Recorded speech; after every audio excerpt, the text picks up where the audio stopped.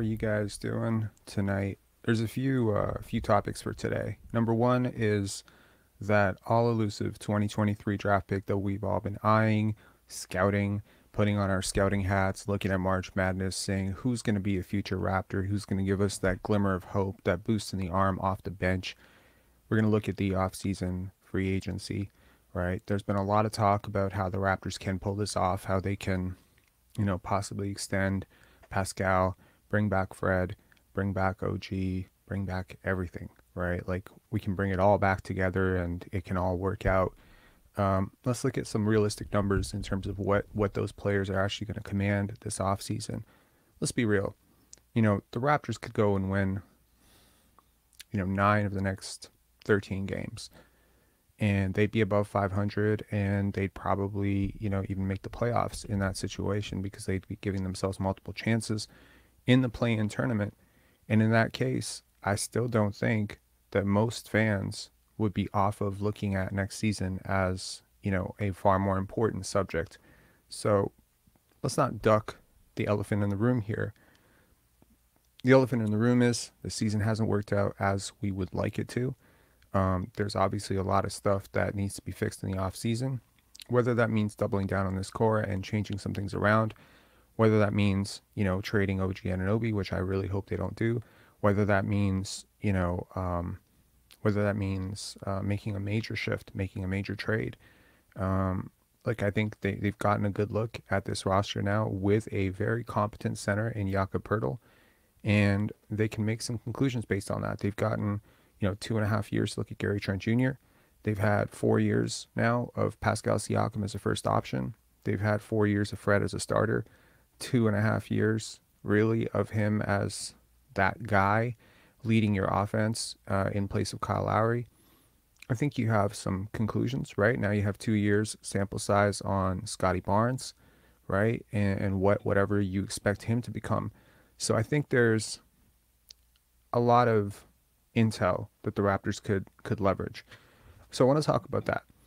I want to talk also about something else specifically, which was going to originally be the title of this video until I completely shifted and did an about turn and wanted to talk about something else, which, really is sort of the notion of setting people up to fail and just the notion of fan psychology. I don't want to harp on it any more than those people who checked out my live this morning, impromptu live at 5 a.m. in the morning, where I was talking about, sort of trying to make amends and trying to balance out the narrative and just saying, this is fan psychology and we can lean into realism.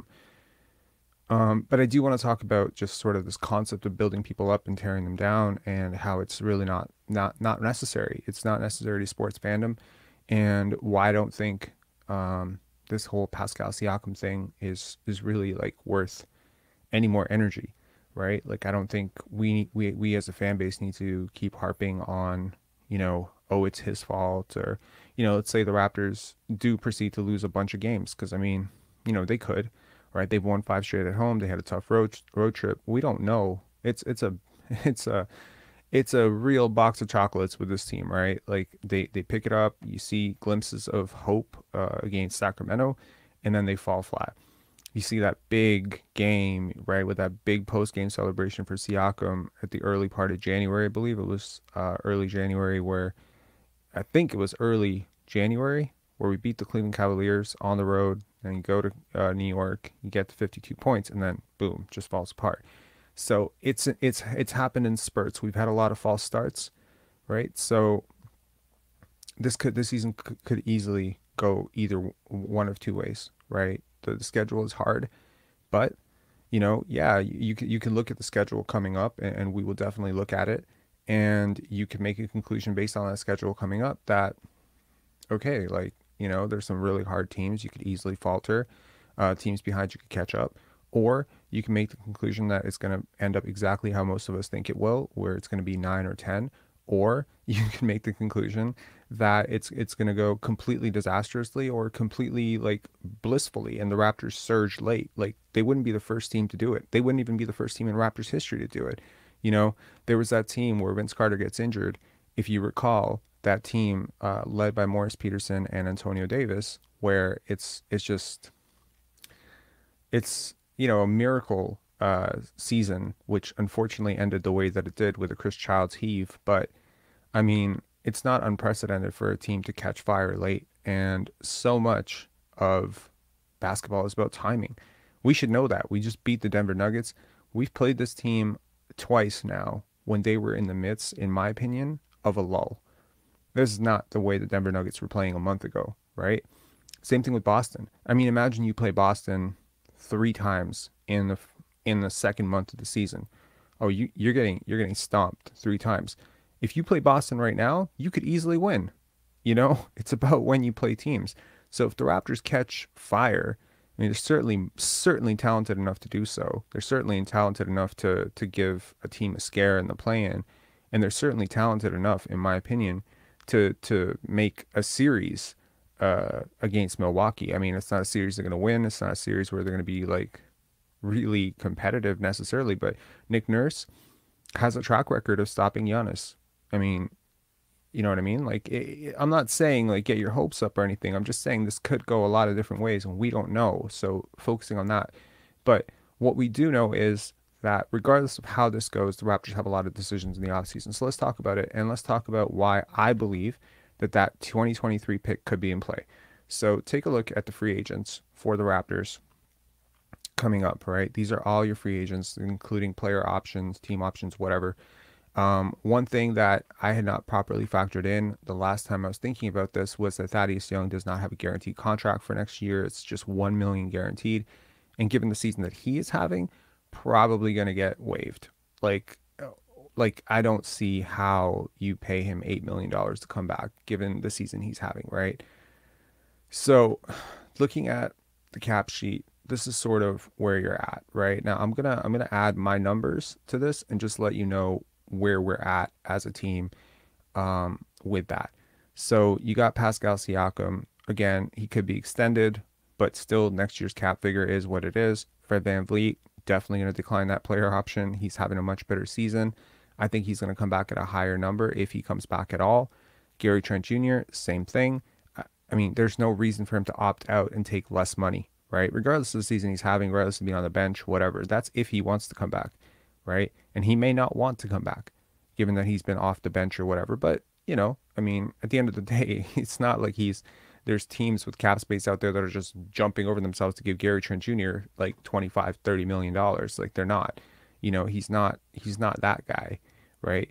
So once we get more information about where the cap is going, if we're going to have cap smoothing or it's all going to come in one lump sum, I think teams can start appropriately factoring in what is the value of a sometimes inefficient, very streaky jump shooter off the bench, right? Who takes a lot of difficult shots, but is still 24 years old.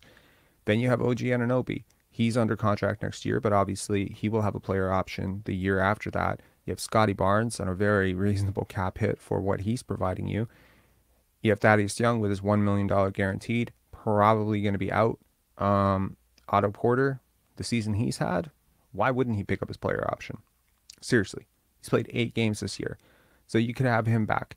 And maybe he just slides into the Thaddeus Young role, right, where he's playing for you. Precious Achiuwa, Malachi Flynn, Joe Wieskamp, of course, not guaranteed. And Christian Koloko, he's going to be on this roster next year. So once you start plugging in for cap futures, these are numbers that I've just very, very generously estimated. Jakob Poeltl coming back at 18.5, right? That's quite a hike from where he's at right now, but certainly with the season he's having so far. I mean, if you thought that Fred VanVleet did a number for Khem Birch in the 3 games that he played with him in Tampa, like Fred VanVleet is making, the Kyle Lowry did a number for Khem Birch. I mean, Fred VanVleet is making Jakob Poeltl look indispensable, right, in this offense. And so he could easily parlay that into an $18.5 million contract over 3 years, 4 years. I mean, he is a big man. He is going to be 27, 28. So, this could be one of those situations where he's looking at it as the biggest payday of his life. And he's been pretty underpaid throughout most of his career so far. I mean, from his rookie extension all the way up to the Spurs contract, I don't think he's been fairly compensated really at all. And he's never really had a big payday. So, Yak could be looking to take care of his family too. And why wouldn't he? right? So you could be looking at all of that. Now, sorry, here we go. Cap future. So, sort of where we're at right now with this, I'm seeing like when you fill out the rest of the roster, I'm seeing 165. 165 if you bring everything back.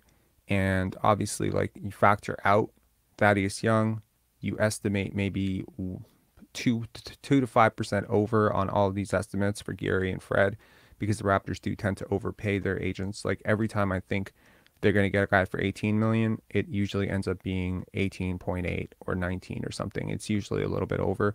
I think it's maybe the tax stuff, playing in Canada, all that stuff. So if you look at 165, I mean, that's capped out, right?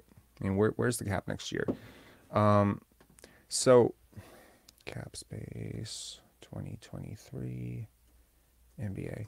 So the cap figure, I mean, if you look at in terms of cap tracker for this year, the highest paid teams, like the teams with the highest cap, at 165, the Raptors would be officially top five, right? Like, wait, they would be out there. Hold on, hang on one second.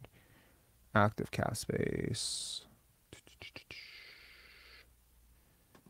Okay, so the Los Angeles Clippers are 191, Warriors 189. That's just this year.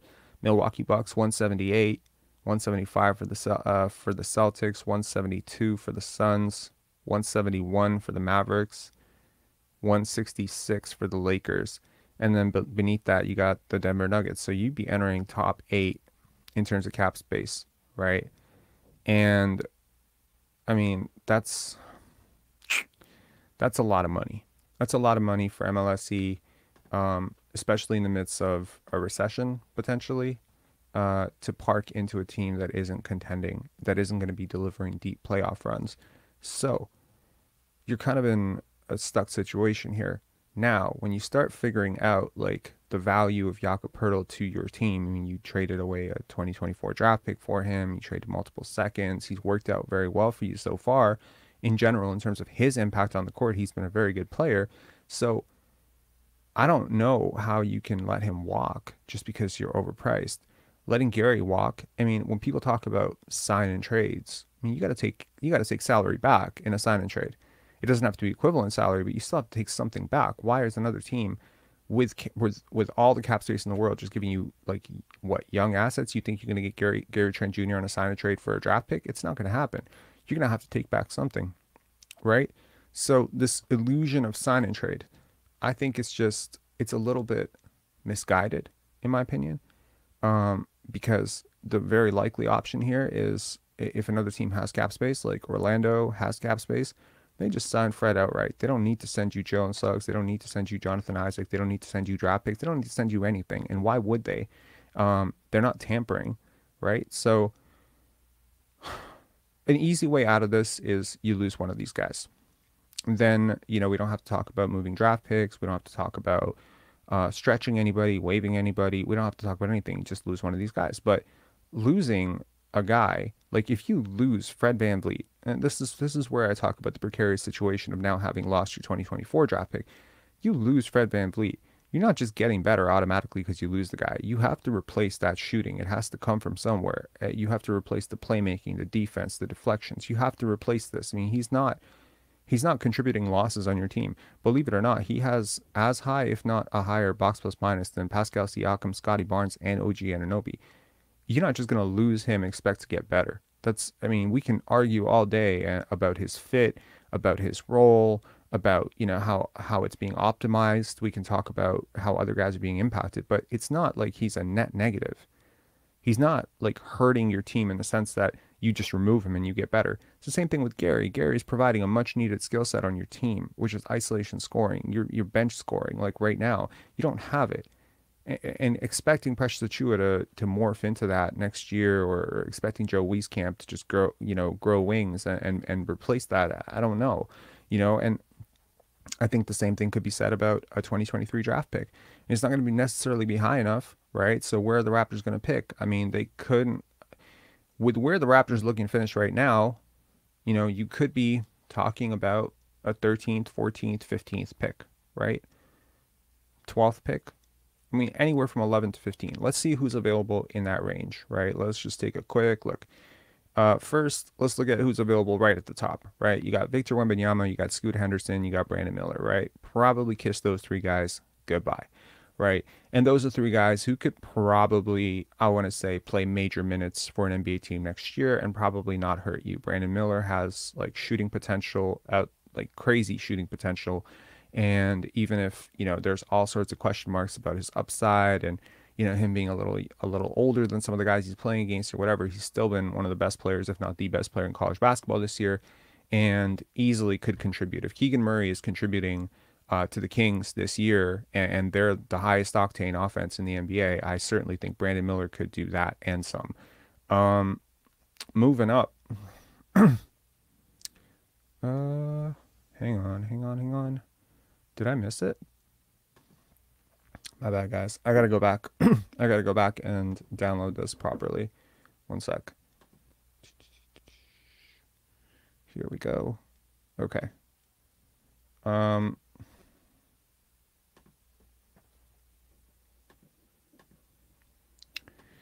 this overlay. One sec. Here we go. So you got picks 4 through 7. Anyone sticking out here? I'm not really reading the comments too much, but Ammon Thompson, Nick Smith, Azur Thompson, and Anthony Black. Man, I was talking about Anthony Black when he was being mocked like 15th, 16th. It's nice to see him rising up. It was very projectable. He's got all sorts of skills. I would not be surprised to see him go as high as 5. Like really, he's a prospect that's just stuck out to me through this entire process. And I've just really liked what I've seen from him as he's kind of evolved over the season at Arkansas. Like he's been good. Again, big playmakers. I mean, it's where the league is going. You're seeing it with Scotty Barnes. You're seeing it with Cade. You're seeing it with Josh Giddey. Yeah, so you can pretty much kiss almost all of these players goodbye, right? Say bye-bye, wave, and, this is what the Raptors have decided to go against. Now, this is probably closer to the range we're talking, and I got to be honest, I'm not seeing a guy here who next year can play 30 minutes for you. I'm really not. I'm seeing rotation players. I'm seeing guys who could be good in 2-3 years. A lot of people in this channel have been talking about Cam Whitmore. Some people have been talking about Keontae George. Some people, me specifically, have been talking about the guy on the next group, which is Kaysen. And regardless of how high you are on these guys, none of these guys, in my opinion, are Evan Mobley, Scotty Barnes, whatever. I don't think they're going to be able to step in and, contribute major winning minutes for you right away, right? And you really don't have like a roster space necessarily. I mean, if you're keeping all these guys, you don't necessarily have the roster space for a guy to come in. You have Christian Koloko, you have Precious Achiuwa. I mean, regardless of where you fall on those two guys, I mean, they're guys who, they're in your pipeline. They could get better this offseason. They need minutes, right?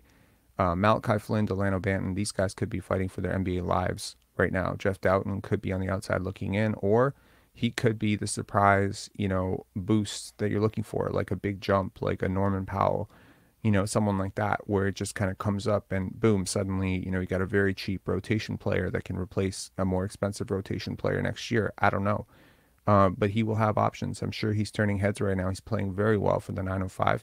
And I would not be surprised next year if, someone poaches Jeff Doughton or decides to give him, permanent backup duties. Like he deserves it. He absolutely deserves it. I think the Raptors may have missed the boat a little bit, not converting his contract from a two-way contract to something a little bit more significant and probably a little more fitting to a guy of his talent. I understand the Will Barton stuff now, but I really like Jeff Doughton. So once you move past those picks, you end up in this pick. And again, a lot of guys, Rayon Rupert, Chris Murray, Jet Howard, Cason Wallace, really in this group, those are the guys that stick out to me as guys that I think have like massive upside down the line. But I've watched Cason Wallace, the good and the bad of him this year. Expecting him to play more than 15 minutes a game next year could be crazy, right? So in either case, when you're talking about the guys that you're trying to bring back, with Fred VanVleet, that's 36 minutes a night. Gary Trent Jr., that's about 30 minutes a night. Jakob Poeltl, that's about 30 minutes a night.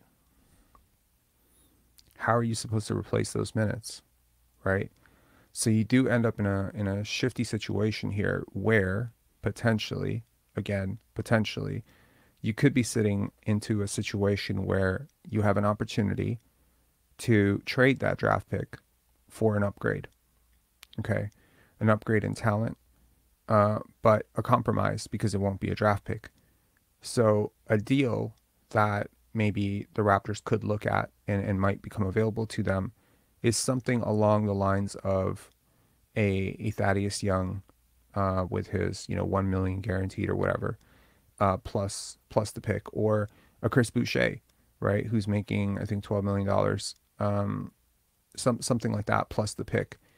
And in that case, you could leverage it to a really high upside, maybe second or third year player who's a little bit closer to having to get an extension.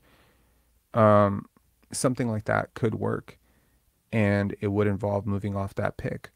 Why would you do it? Why would you move off that pick? Well, consider the cap implications of bringing on a high lottery pick or even like a late lottery pick. They're not cheap necessarily, right? And they're highly valuable.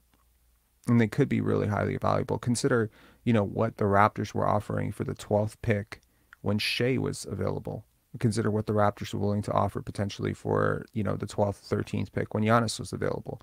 You might have another team that just really falls in love with a guy who's slated in that range, and they might be willing to move off of, a really good young player and a future pick, maybe multiple future picks. You never know. So that's sort of where I'm at with the future. It's a little bit murky and a little bit complicated to me and a little bit convoluted because I think that the 2023 draft pick that we are all vying at, like we're looking at, it could be something that could be moved in order to justify some of the moves that have been made. Um, I'm not necessarily saying it's like going to be the worst thing in the world. It's perfectly possible to, for instance, to move the if you were to move that pick for a high lottery pick that just hasn't worked out in another situation but has more upside or whatever, and another team just wants to give that guy a fresh chance, I don't necessarily think that's the end of the world. But my biggest gripe here is that, well, not my biggest gripe, my biggest concern here is that typically rookies do not contribute to winning. Even good ones typically do not contribute to winning. It's usually like a 1 in 20 shot in the draft. And the other element of this is you can't afford to be bad next year. You can't just tear it down and say, okay, here, number 12 pick, number 13 pick, go out and get 25 minutes a night, even though you're costing us wins. Nick Nurse's defense is not easy to pick up for veterans, much less a rookie. I mean, Scotty Barnes must have a generational mind to have picked it up as quickly as he did, because I can tell you, no one that I talked to that was in the know expected him to get 35 minutes, 34 minutes a night coming out of Florida State. And we were all expecting 25 minutes. The minutes he played last year were phenomenal and a massive testament to his defensive acumen and understanding of the game. Now, to address this, right, this isn't fair. I want to talk about this before I talk about one final thing. And, if you guys want to call in or whatever, the link is in the description. Before I get to any of that, I do want to give a quick shout out to Queensway Automotive Group. I've been hinting at us having a sponsor for quite a few weeks now. We've been talking to a sponsor, and these guys approached us with a lot of love, man, a lot of love. And it was really cool. Like, they're Raptor fans, they're fans of this show. They actually tune in. The guy specifically that I talked to, Darren, and he approached me with this idea, and he told me about what they were doing, and they're a bunch of young entrepreneurs, second, third generation entrepreneurs. They're trying to carve out a space in this industry, in the car industry, automotive industry, in Toronto. They have some sweet shit. Like, when I saw the car he pulled up in, I was like, whew, this is crazy. And it's really cool that they're choosing to support this channel. This channel certainly needed a sponsorship at some point to pay the bills, if you want to call it, to help us take the next step. And I've not wanted to partner with anything that I didn't believe in. So when I checked out their site and I checked out everything about them, and I got a feel for them, like really just, sometimes you get a feel for people. Like, you deal with them through a couple of emails. Do they follow through? Do they show you love? Did they show you respect? Are they dealing with you like a human being? And they have. So, I'll definitely tell you more about them at some point. We can get graphic packs or whatever. Expect to hear a little bit more about them in coming live streams and coming videos as well. But for now, we've set up a really cool deal with them. They're partnering with a whole bunch of Raptors creators and Leafs creators in this space. They want to support content creators, emerging content creators coming up. And, like there's plenty of money out there, like for all of us. And, I definitely like suggested a few content creators that I really liked that they also really liked and to reach out to. So expect to see a lot of them on some of your favorite pods. Like, I don't know if you guys listen to I don't even know if I'm allowed to even talk about who the other people they're partnered up with, but just expect to see a lot more of these guys. And if you want to support, if you're looking for a car, any of that stuff, definitely check the link in the description. It's really cool, man. I'm really happy with this. Please don't judge my profile pic on the landing page. It's they asked me for a headshot, and I'm really lazy about that kind of stuff. I'm not vain or anything. I don't really have headshots. I'm not an actor, but I just gave them a picture and they put it up. But yeah, you can check their landing page. They partner with a couple of cool content creators, and I just think that it's cool for a local brand full of young entrepreneurs to be supporting us, which is like content creators, which are also young entrepreneurs. So, real see real, I think, and I'm looking forward to seeing what this partnership's going to go. Right now, we're going to try it out for 3 months, see if, the popularity of these videos and these lives can help their business out. And if it can help us, it's a trial thing. And, I'm looking forward to seeing where it goes. So moving on to this part of the conversation, which is, why do we do this? This isn't fair. I certainly look. I want to offer a couple of apologies. This is my apology part. Okay, I want to say this straight, and I want to be very clear and sincere about this because it's not messing around. Right, reputation is very important, and when people start going, wild about something about you, and they start to look for it, they start to see it everywhere, and I guard my reputation with my life. And I genuinely try to be as fair as humanly possible, but sometimes I've overstepped and I've made mistakes, so I want to own up to a couple of them. Number one, I've already talked about this in yesterday's live, but I just want to quickly address it. I don't think my agenda is anti-Pascal or anti-Fred. My agenda is pro-Raptors future. I want the Raptors to have a beautiful future. Okay? There are certain people where, sorry, I'm trying to read the chats here. Interesting. Okay, let's just recalibrate here. Number one, let's talk about the first things first. Fred and Pascal.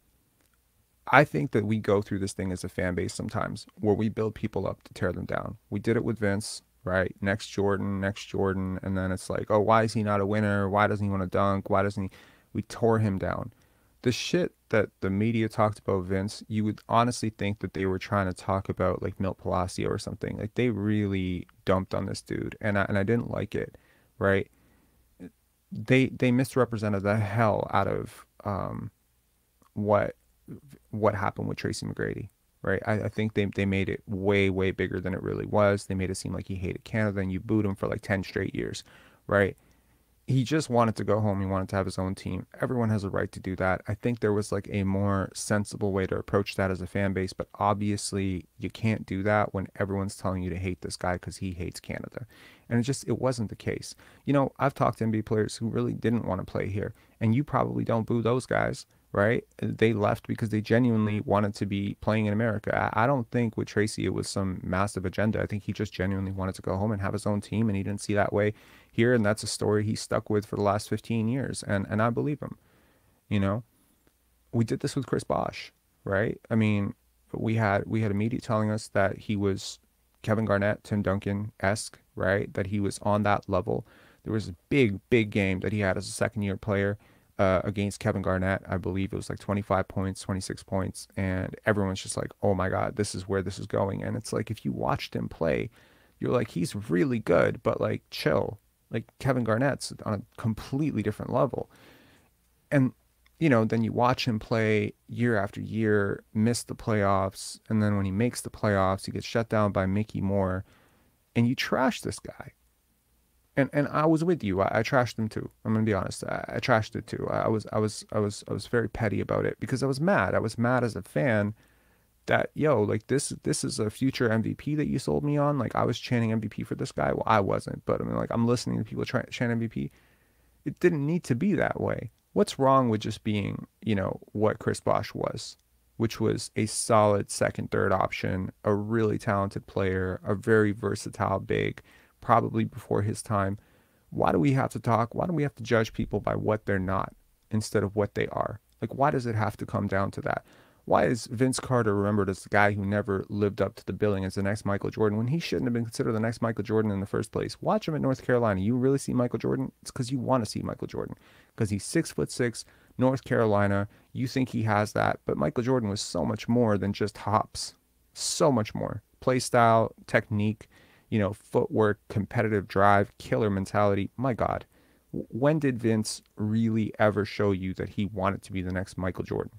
What when did he ever talk?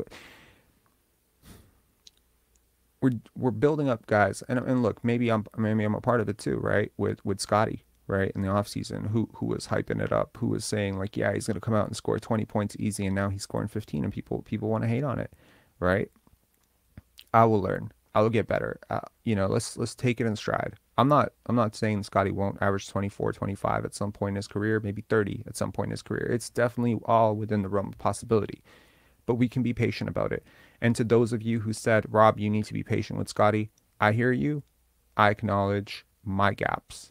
I acknowledge that I wanted to rush this. I wanted him to jump through things that he wasn't maybe ready to jump through right away, that maybe the team wasn't ready for him to jump through right away. And while I do believe, I sincerely believe, I honestly, like, cross my heart, hope to die, believe that if you ran this offense through him, he would easily put up 20 points per game and you wouldn't be much worse off for it. I fully understand why he's not. I understand the gaps. I understand he's got a long way to go, but I also think that he has all the upside in the world to do it. Okay, haven't lost 1 ounce of faith in Scotty. I just appreciate the process a little bit more. It's a learning experience for all of us, right? So now you're going to do the same thing with Pascal, right? Right now, people are shitting on him because, and I mean, let's be honest, like, you've been listening to the chats. I'm not really shitting on him. Like, let's be real for a second, okay? I'm saying this is what it was. This is what it always has been. I've been trying to be a lot more fair with Pascal over the last 2 months. It's not stopping people from calling me the biggest Pascal hater on the planet. It's not stopping people from and maybe that honest trailer didn't help, right? And the lowlights don't help. I just want people to accept reality. That's really what it is. The reality is Pascal Siakam is way better than any 27th pick that I can recall. He's better than any player currently in the NBA who started playing basketball at 17. He's a hell of a success story. He's someone that should inspire you to be better in your life. He's someone who is, maxed out. We talk about max potential.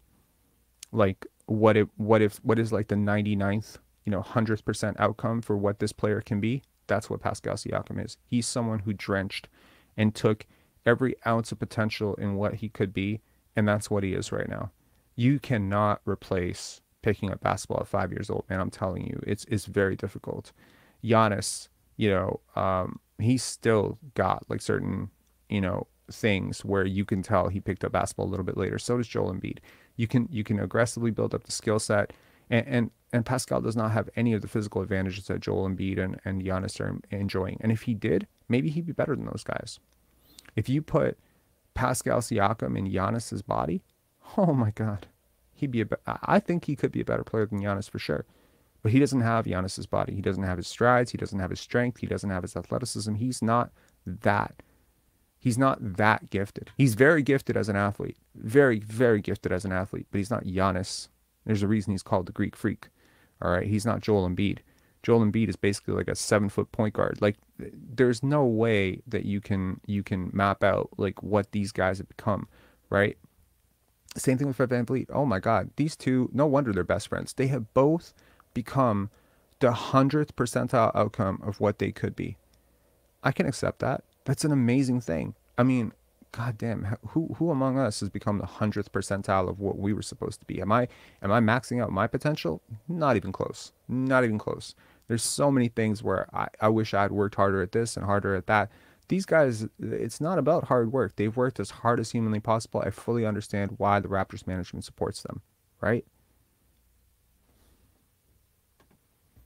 Daryl saying we're spoiled, really. I'm assuming. Oh, we're gonna talk about that.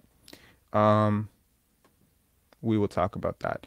So that's really the first thing that I think I need to just sort of apologize for is I think I've gone a little too far with the Pascal stuff. I just don't want you guys like when I'm listening, I'm a human being. I'm watching TV. I'm listening to these guys call this guy an MVP. This would be like being a Miami Heat fan and listening to people on the TV call Bam Adebayo like the best center in the NBA or something, and I would just get mad. I would just be like, why? Why do we have to do this? Because he's not. And the problem is, I'll tell you the sort of forward vision of this. You start calling him an MVP. You get into a play-in situation against Trae Young, and I'm not even saying Trae Young is an MVP, but he's a hell of an offensive talent.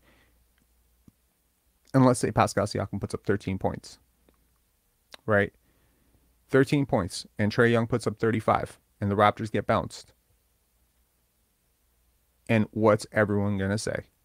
He's a choker. He's so, he's a playoff choker. He didn't show up. He didn't do this. And it's like, no, no, no, no, no, no, no, no, no. He's a hell of a talent.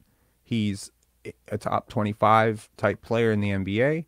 He's a Marvel success story. He's an embodiment of the American dream in so many ways, and he is exactly who he's supposed to be. 13 points is perfectly within the realm of possibilities of what he could put up. 25 points is perfectly within the realm of possibilities. Building a franchise around such a player is probably a recipe for disaster, and that's where it ends. That's it. That's it. That's all it is, right? You don't have to take it further. You don't have to be like on the MVP top 5, top 10, whatever. It's great for him to have those goals, and maybe he made a mistake stating it out loud because it became a talking point for me. Maybe I made a mistake, taking it too literally. Maybe it's a good thing for him to aspire to be a better player, but maybe I'm taking it too literally because, my brain goes into, well, if he's trying to be top 5, he's going to gun for the offense. And, to his credit, even though he's struggling lately, he is trying to be a better team player. Right? I agree. Right? Like, he had such a hot start. There are a lot of players who've had hot starts to a season. Look at DeMar DeRozan last year. He was so hot to start the season. He's breaking Michael Jordan's records. Is he Michael Jordan? No. That's what small sample size is about. But Dame Lillard, I think he had a really deep talk on the Old Man and the Three, and he talked about like how the modern NBA is kind of going in a different direction. And I guess I could just add my 2 cents to that, where I say one of the things that I really don't like about the NBA now is the media culture. And I realize I'm sort of a part of it. I realize that.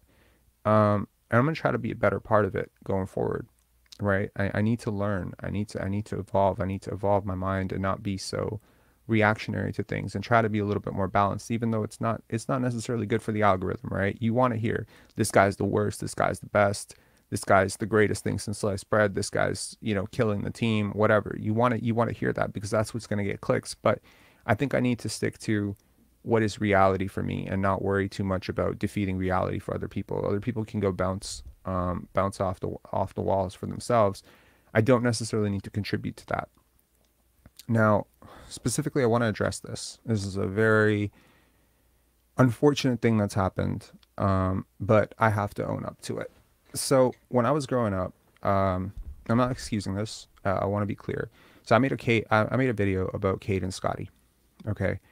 And a really big belief of mine, and I'm not going to tell you why I think this, how I think this, but I felt this way when Scotty went to Monberg, and I could be wrong. And maybe this is a pretty heavy charge to be, leveling on someone.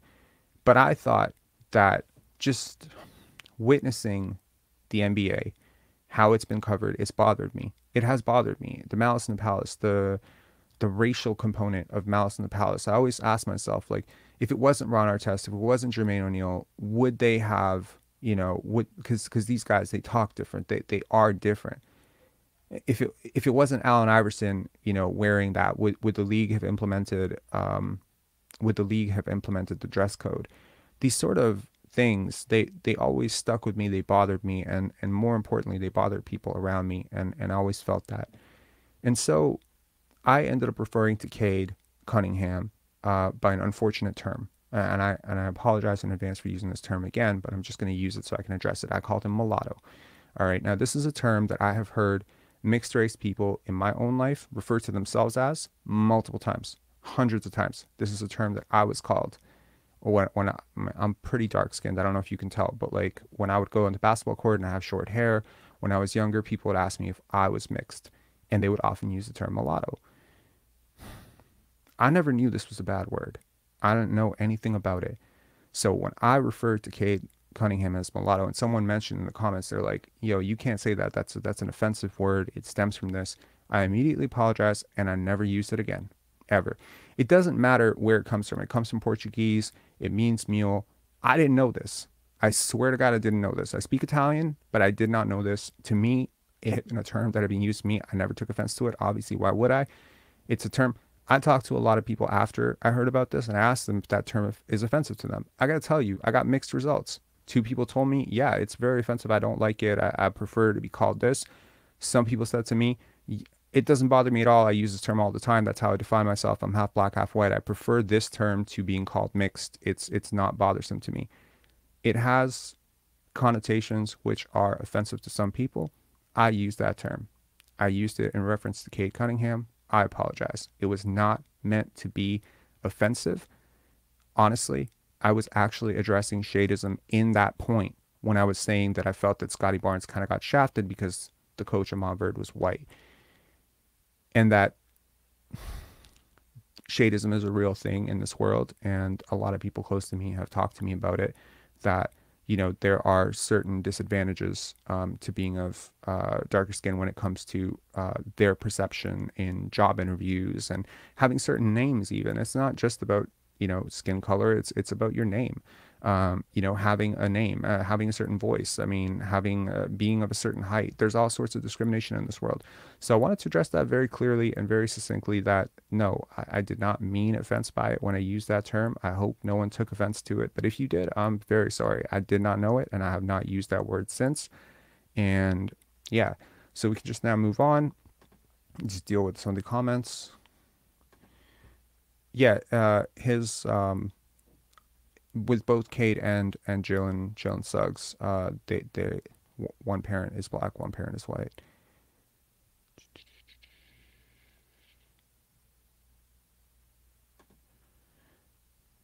Me too. Right? Like I've heard that term.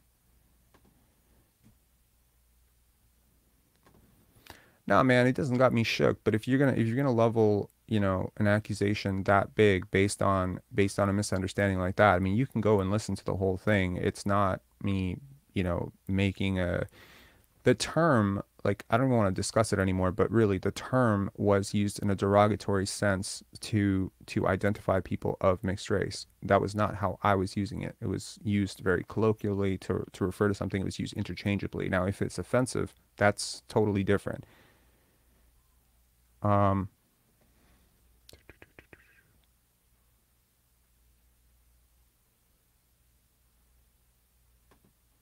True.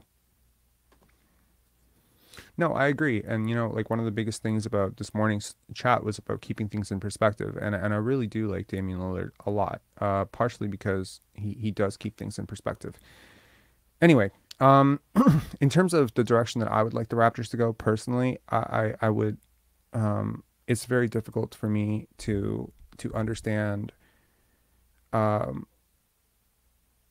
the opportunity cost, right, of getting off of multiple picks for Jakob. But if you're asking me, like, if you could only keep two of Jakob, Gary, and Fred, I would probably I would probably keep um I would probably keep Gary and Jakob.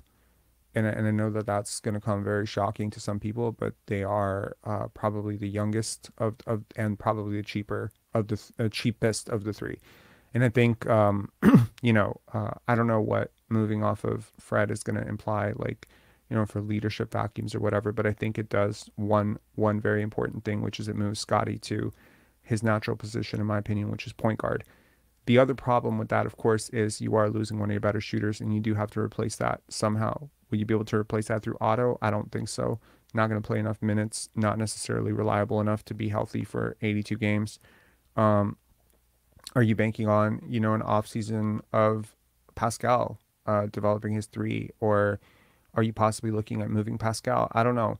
But one thing I definitely do not want this team to do is move off of an asset like a top 15 pick, you know. Somewhat of an underrated thing about this season, and again, this is your glimmer of hope. Let's just call it that, right? Now, I've been pretty on the record saying I don't think the Raptors are going to knock off one of the top two, three teams in the East, right? And some people have been saying, well, Boston's faltering, and I think that's fool's gold. I think there are a lot of teams that go through like a 1 or 2 week lull, and let's not read too much into it. They're not falling off a cliff. But one thing that I think maybe goes a little bit underrated is if the season had gone according to plan for the Toronto Raptors, they're firmly picking in the 20s, right? And there is a gap, in my opinion, between 22, 23 and 13, 15 in this draft, and it could be a really big one. So if they do end up keeping that pick, I think they could get a good player there. Let me know in the chat. Is there any player that you really? Oh, come on, Black Clover greatness. OG is not athletic enough. I Todd Stevens, yes, it can be. It can be traded on draft night, so you can trade it, but you can't trade it like beforehand.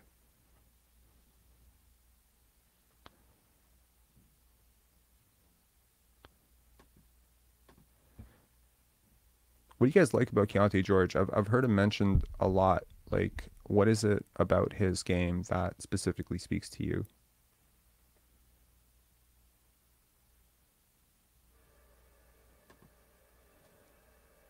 Wow. I mean, I'm not even denying Derek White would help a lot, but you think he's worth like the 13th pick or the 12th pick?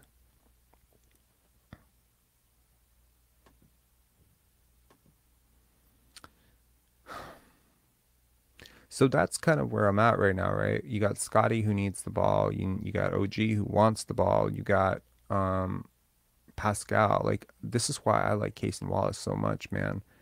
Like, defense, upside, role player potential. I know that doesn't excite anyone, but this is the same stuff that I was saying about Drew Holiday. And I know that he is comped to Drew Holiday a lot, but I really like him. And if I had to put money on like one player in this range who can absolutely help a team win next year, who's still relatively young, it's him. It's just because of his defense. I love his defense. Point of attack defense, especially if you lose Fred VanVleet, I think you could really use that. And I think he's got that dog mentality.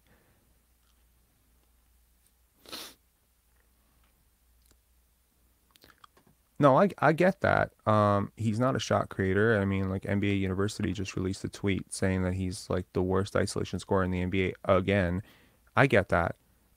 He probably is more of a shot finisher or a play finisher than a playmaker at this stage, but that doesn't change the fact that he still wants more playmaking opportunities. And, if you're going to keep him at some point,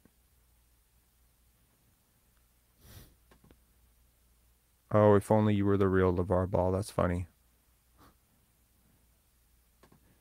I really like him. I really like him. Wait. Oh, sorry. I thought you were saying Rayon, as in like that's. Are you Rayon Rupert? Are you here hyping your own draft stock? That'd be funny. Um,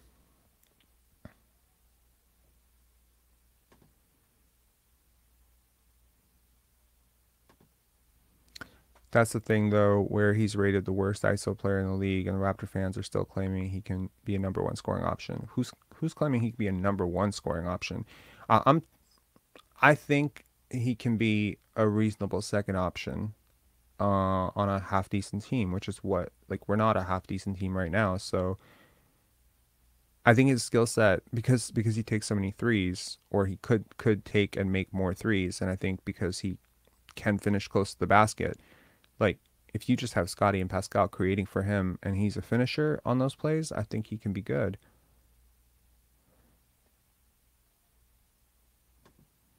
Yeah, his stock is crazy high. 25 points per game on solid efficiency.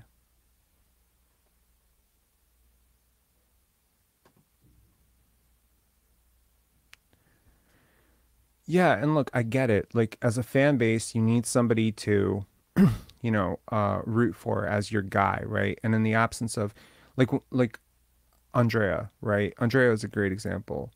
This is a number one pick. And we say that like, Kwame Brown, this is a number one pick. It's like you can't compare Kwame Brown to Tim Duncan just because they were both picked number one. First of all, like it's like Anthony, God damn it, what was his name? Wow, how am I missing this? The worst number one pick in NBA history, former Raptor, something Anthony something. I'm sorry, I'm drawing a complete blank. Help me out, chat. Um, what? Anthony Bennett. There we go. Shit. Thank you, chat. And that guy shouldn't have been picked number one. He should have been picked 10th, 11th, max, right? So someone picked him number one, and now he's got to live out his depression, right? Greg Oden recently opened up about how he was embarrassed to leave his house and how he felt like all this shame. And I'm just like, oh man, this is sickness. This is a sickness that we have in the NBA. Is it Greg Oden's fault that he was injury prone? You think he was lazy? You think he didn't care about basketball? Of course he did. You don't think it was projectable with having like one leg longer than the other, or whatever his issue was, that he was going to be injury prone? He had injuries at Ohio State. Why didn't they? Who drafted him? Right? I think this is on the adults in the room, right?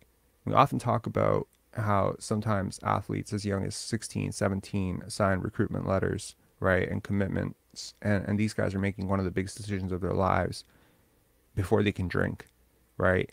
They're signing NBA contracts before they can drink. Legal drinking in the United States is 21. Can't even drink.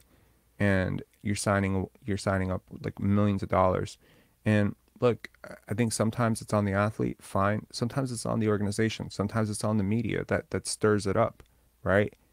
You wanna look at Dame Lillard as a failure because he didn't win a championship for Portland, or you want to look at him as a savior because he stayed in Portland. That's really your vision. That's your prerogative. I look at him as a phenomenal basketball player who's achieved 1,000% of his max potential of what he was supposed to be from Weber State all the way to now. I respect Dame Lillard immensely. Same thing with a lot of players in this league that have just put in the work to become so great at what they've done. And there's really no need for all this extra stuff. There really isn't. There's no need for, oh, Kevin Garnett, he was a choker. He was a playoff choker before he joined Boston. Shit. Like, I mean, he was a perennial defensive player of the year candidate. He's one of the, 50 greatest players of all time. Who cares if he didn't win a championship by himself? Same thing with Chris Bosh. I'm not saying he's on Garnett's level once again, right? But it's like these guys are all great. They're all great basketball players. They all, there's really no need for all the extracurriculars, right? Pascal Siakam, good basketball player, really good basketball player. Not my cup of tea to watch. I don't really find him that entertaining to watch. That's really neither here nor there. It's not my brand of basketball. Sometimes I think the ball sticks in his hand too much. Does that mean I hate him? No, I don't hate him. I think it's just not conducive to winning basketball. I think there's sort of a ugliness to the game, which can, and I found myself feeling that way about a lot of players. Jeremy Grant in Detroit, not my cup of tea. Didn't like how he played in Detroit. Jeremy Grant in Portland, love it. Love it. Love watching him in Portland. Like Pascal Siakam, championship run. Oh my God. I used to marvel at this guy. I think someone brought it up in a chat like a few weeks ago or a few days ago where they were just like, this guy just had boundless energy and he just never gets tired. And you're just like, oh my God, like this is what a steal at 27. Like what a steal. And then they elevated him to franchise player, and I'm like, I don't know how this is gonna work. Like his skill set does not translate well to being a featured first option. And you still thought maybe it was like the long-term pairing was going to be him and Giannis, and they were going to try to create this like really big front court with those two. And then you don't get Giannis, and it's just like you're stuck. And it's like, what are you going to do? And he's your franchise guy. He's your top paid guy. So, okay, big him up, hype him up. But there's a consequence to that. The downside is the bubble. The downside is last year in the playoffs. The downside is Tampa. The downside is this year, right? There's a consequence to lying about somebody to the point where, um, probably Wiggins. I want to say Wiggins. I could be wrong, but I like, I'm not, a lot of people have been very critical of Andrew Wiggins. I've never like wavered on my idea of him. I think he's a solid second option. I think he's a really good player. Um, why are people saying Bennett still? Are you confusing or are you just really far behind? I think he was just like I think his defense was incredible and he had like these really big moments, but yo, Pascal had that game one where he was really good too. Um, I think, yeah, overall, I think there were actually games where I thought Wiggins was the best player. Yeah, I legitimately thought he outplayed Jason Tatum a couple games, and that's really big. So yeah, I'm gonna have to give the edge to Wiggins. It's not a big edge, but I would give the edge to him.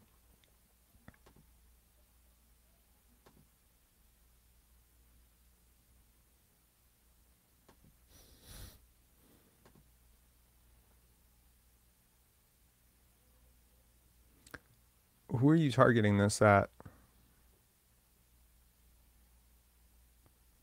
Like who's not a good character? Andrew Wiggins not a good character? I think he's great. I think he's a great dude.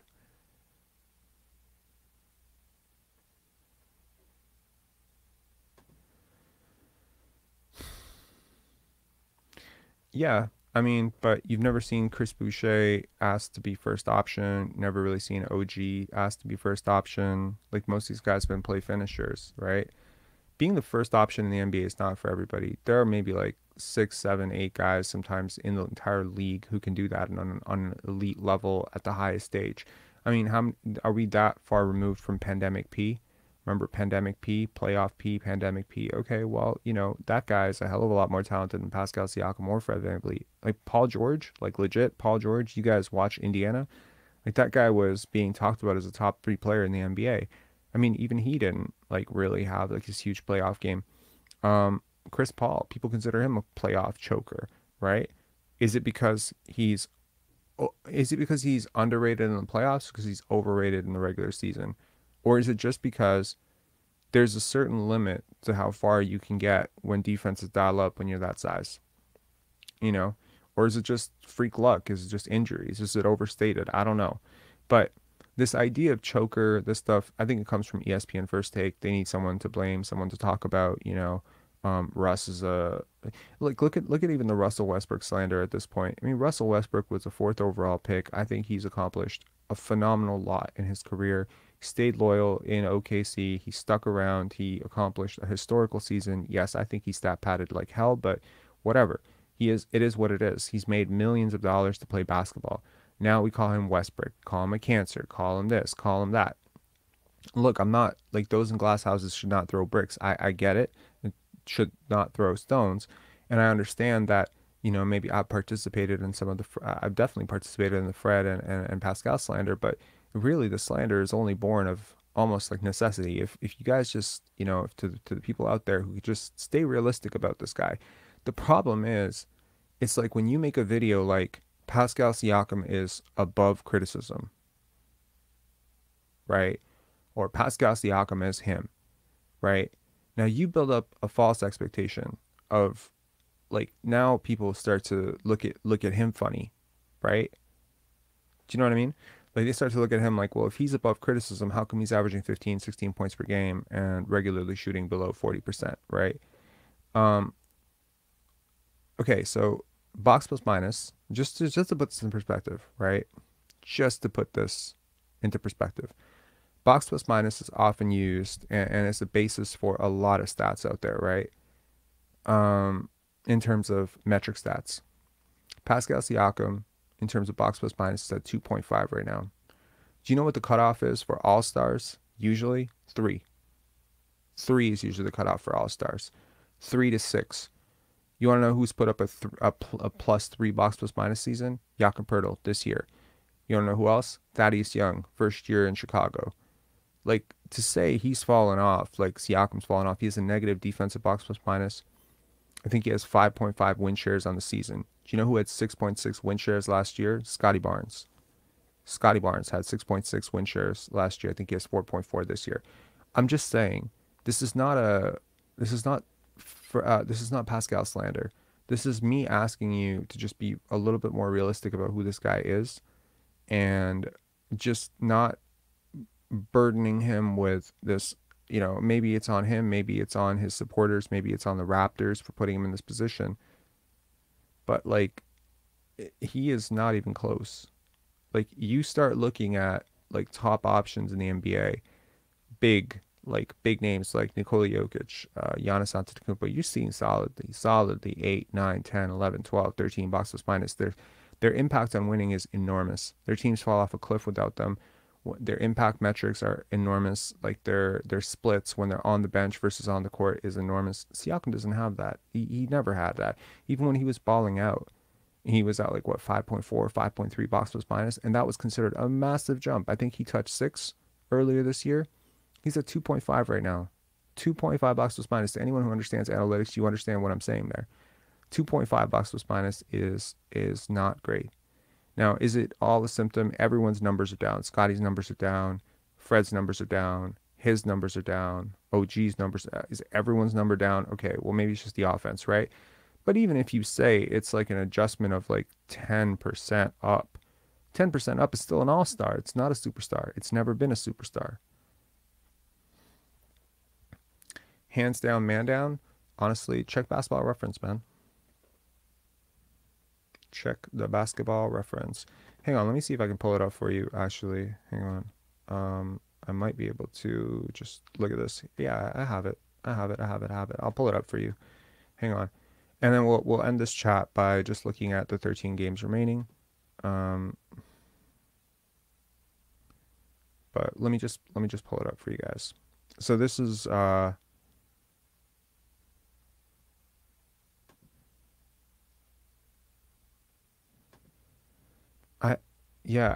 kind of alluded to it in this chat as well. I don't see why they have to do that now.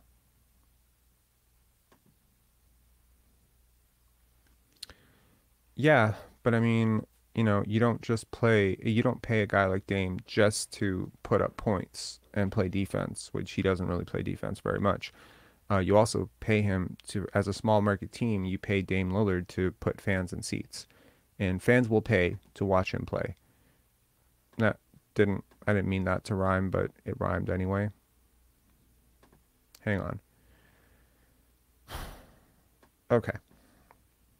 So first up, here's Fred VanVleet stats. Well, actually, let's start with Pascal because we talked about Pascal first, right? Here's Pascal stats. Okay, take a nice little gander at what I've highlighted there. All right. You got 2.5 box plus minus, and a 2.5 value over replacement.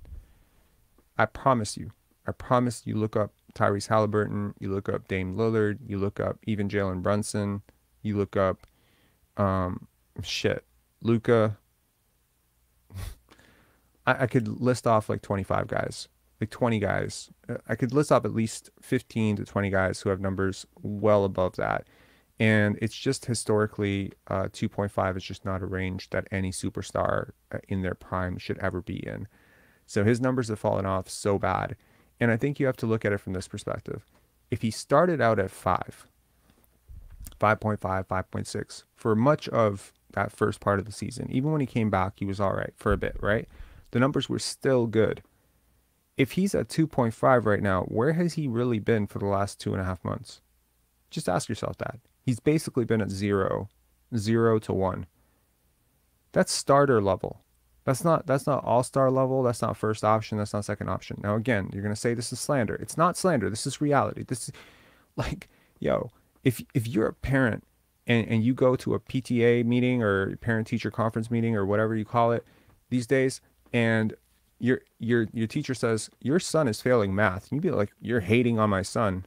You're hating on my son. Get out. No, your son's failing math. That's the fact. These, they'd be like, oh, this is a bias. It's like, bitch, it's not bias. These are his grades. These are his test scores, right?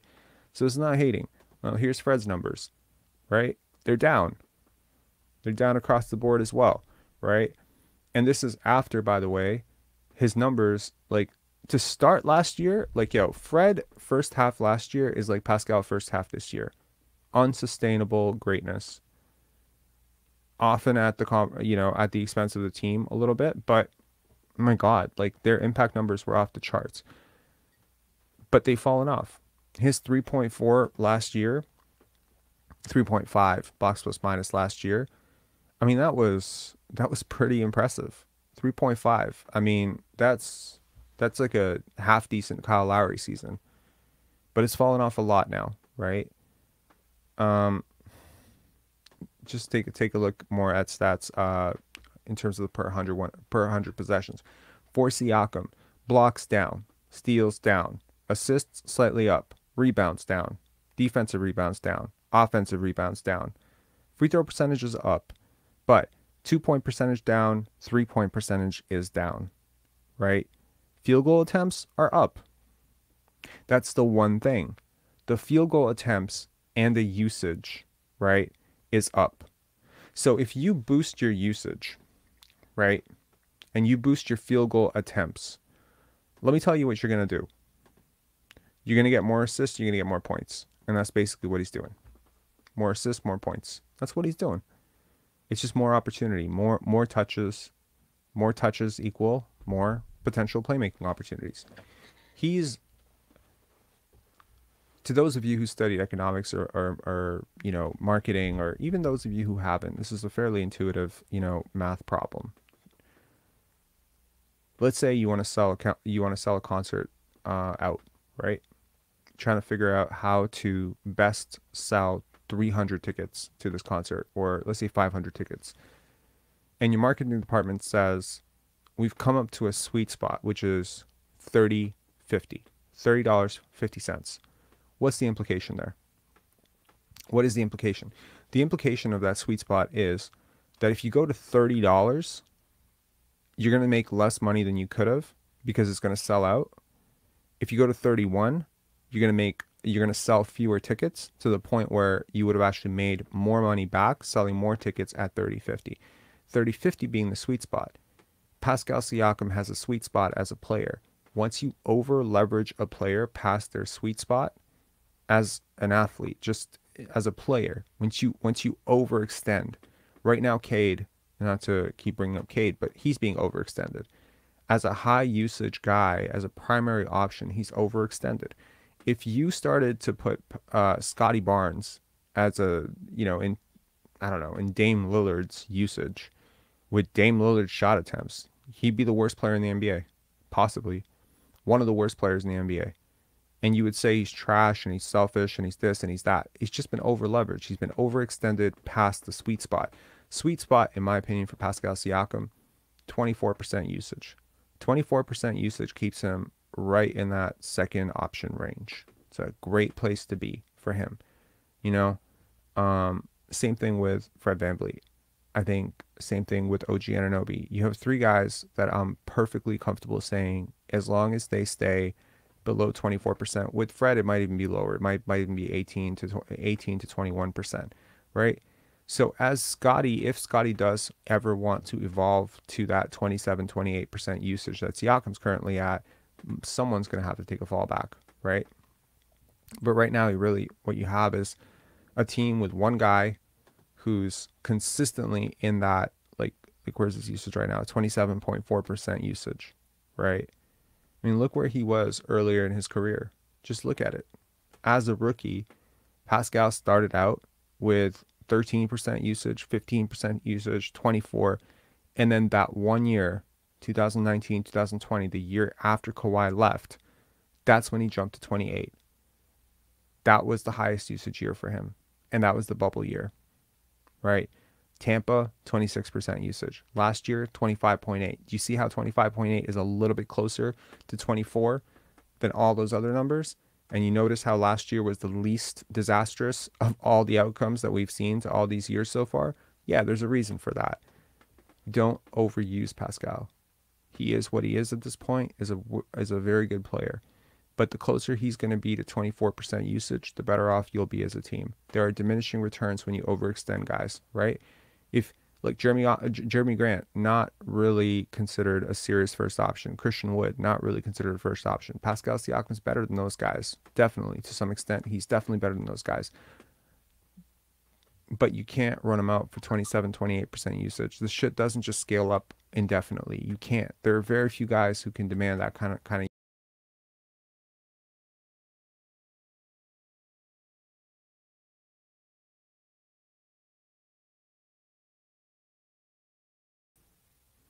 My bad. I kicked myself out. All right. If no one wants to call in, that's cool. We are just gonna peace out for now. I hope this chat was I don't know, engaging, insightful, hopefully informative. And yeah, I sincerely mean it. I'm gonna try to be better as I grow through this. I've kind of mentioned this a few times throughout the year. Oh, we got Coach Mo. Coach Mo calling in. Coach Mo, we got 10 minutes before we close out. So happy to close out with you. What's up? Yeah, it was. I didn't get to hear all of it, but I heard a good majority of it. Um, the part that really resonated was some of the bench guys like Downton. If given an opportunity to go somewhere else, I think they'll take it. Mm-hmm. I I don't think there's a lot of guys on this team that would trust their career and opportunities with Nick Nurse.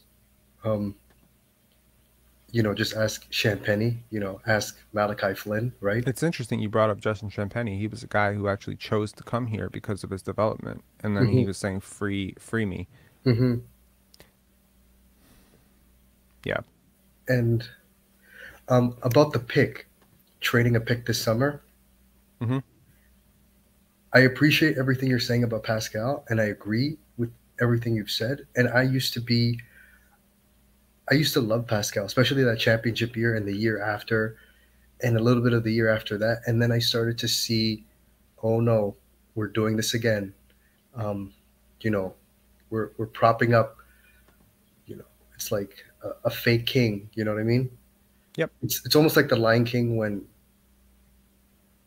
you know, like it's like Kawhi Simba, and he shows Oh, up, and you're like, wow, here's the real king. Like this is what it feels like. And then the sun comes out, right? And everybody's happy. It's just, anyways, that's so funny. you I'm know what I sorry. mean? It's such a funny visual that you're painting, and it's so hilarious to me. But I get where you're coming from on that. Yeah. Yeah, it's like, anyways, I think year three Scotty is going to be really important, and I think this team needs to do everything in its power without like depleting assets or going overboard. But we really need to see what Scotty's made of in year three, and I think we need to put him in a better position to see what we actually have in him. You know what I mean?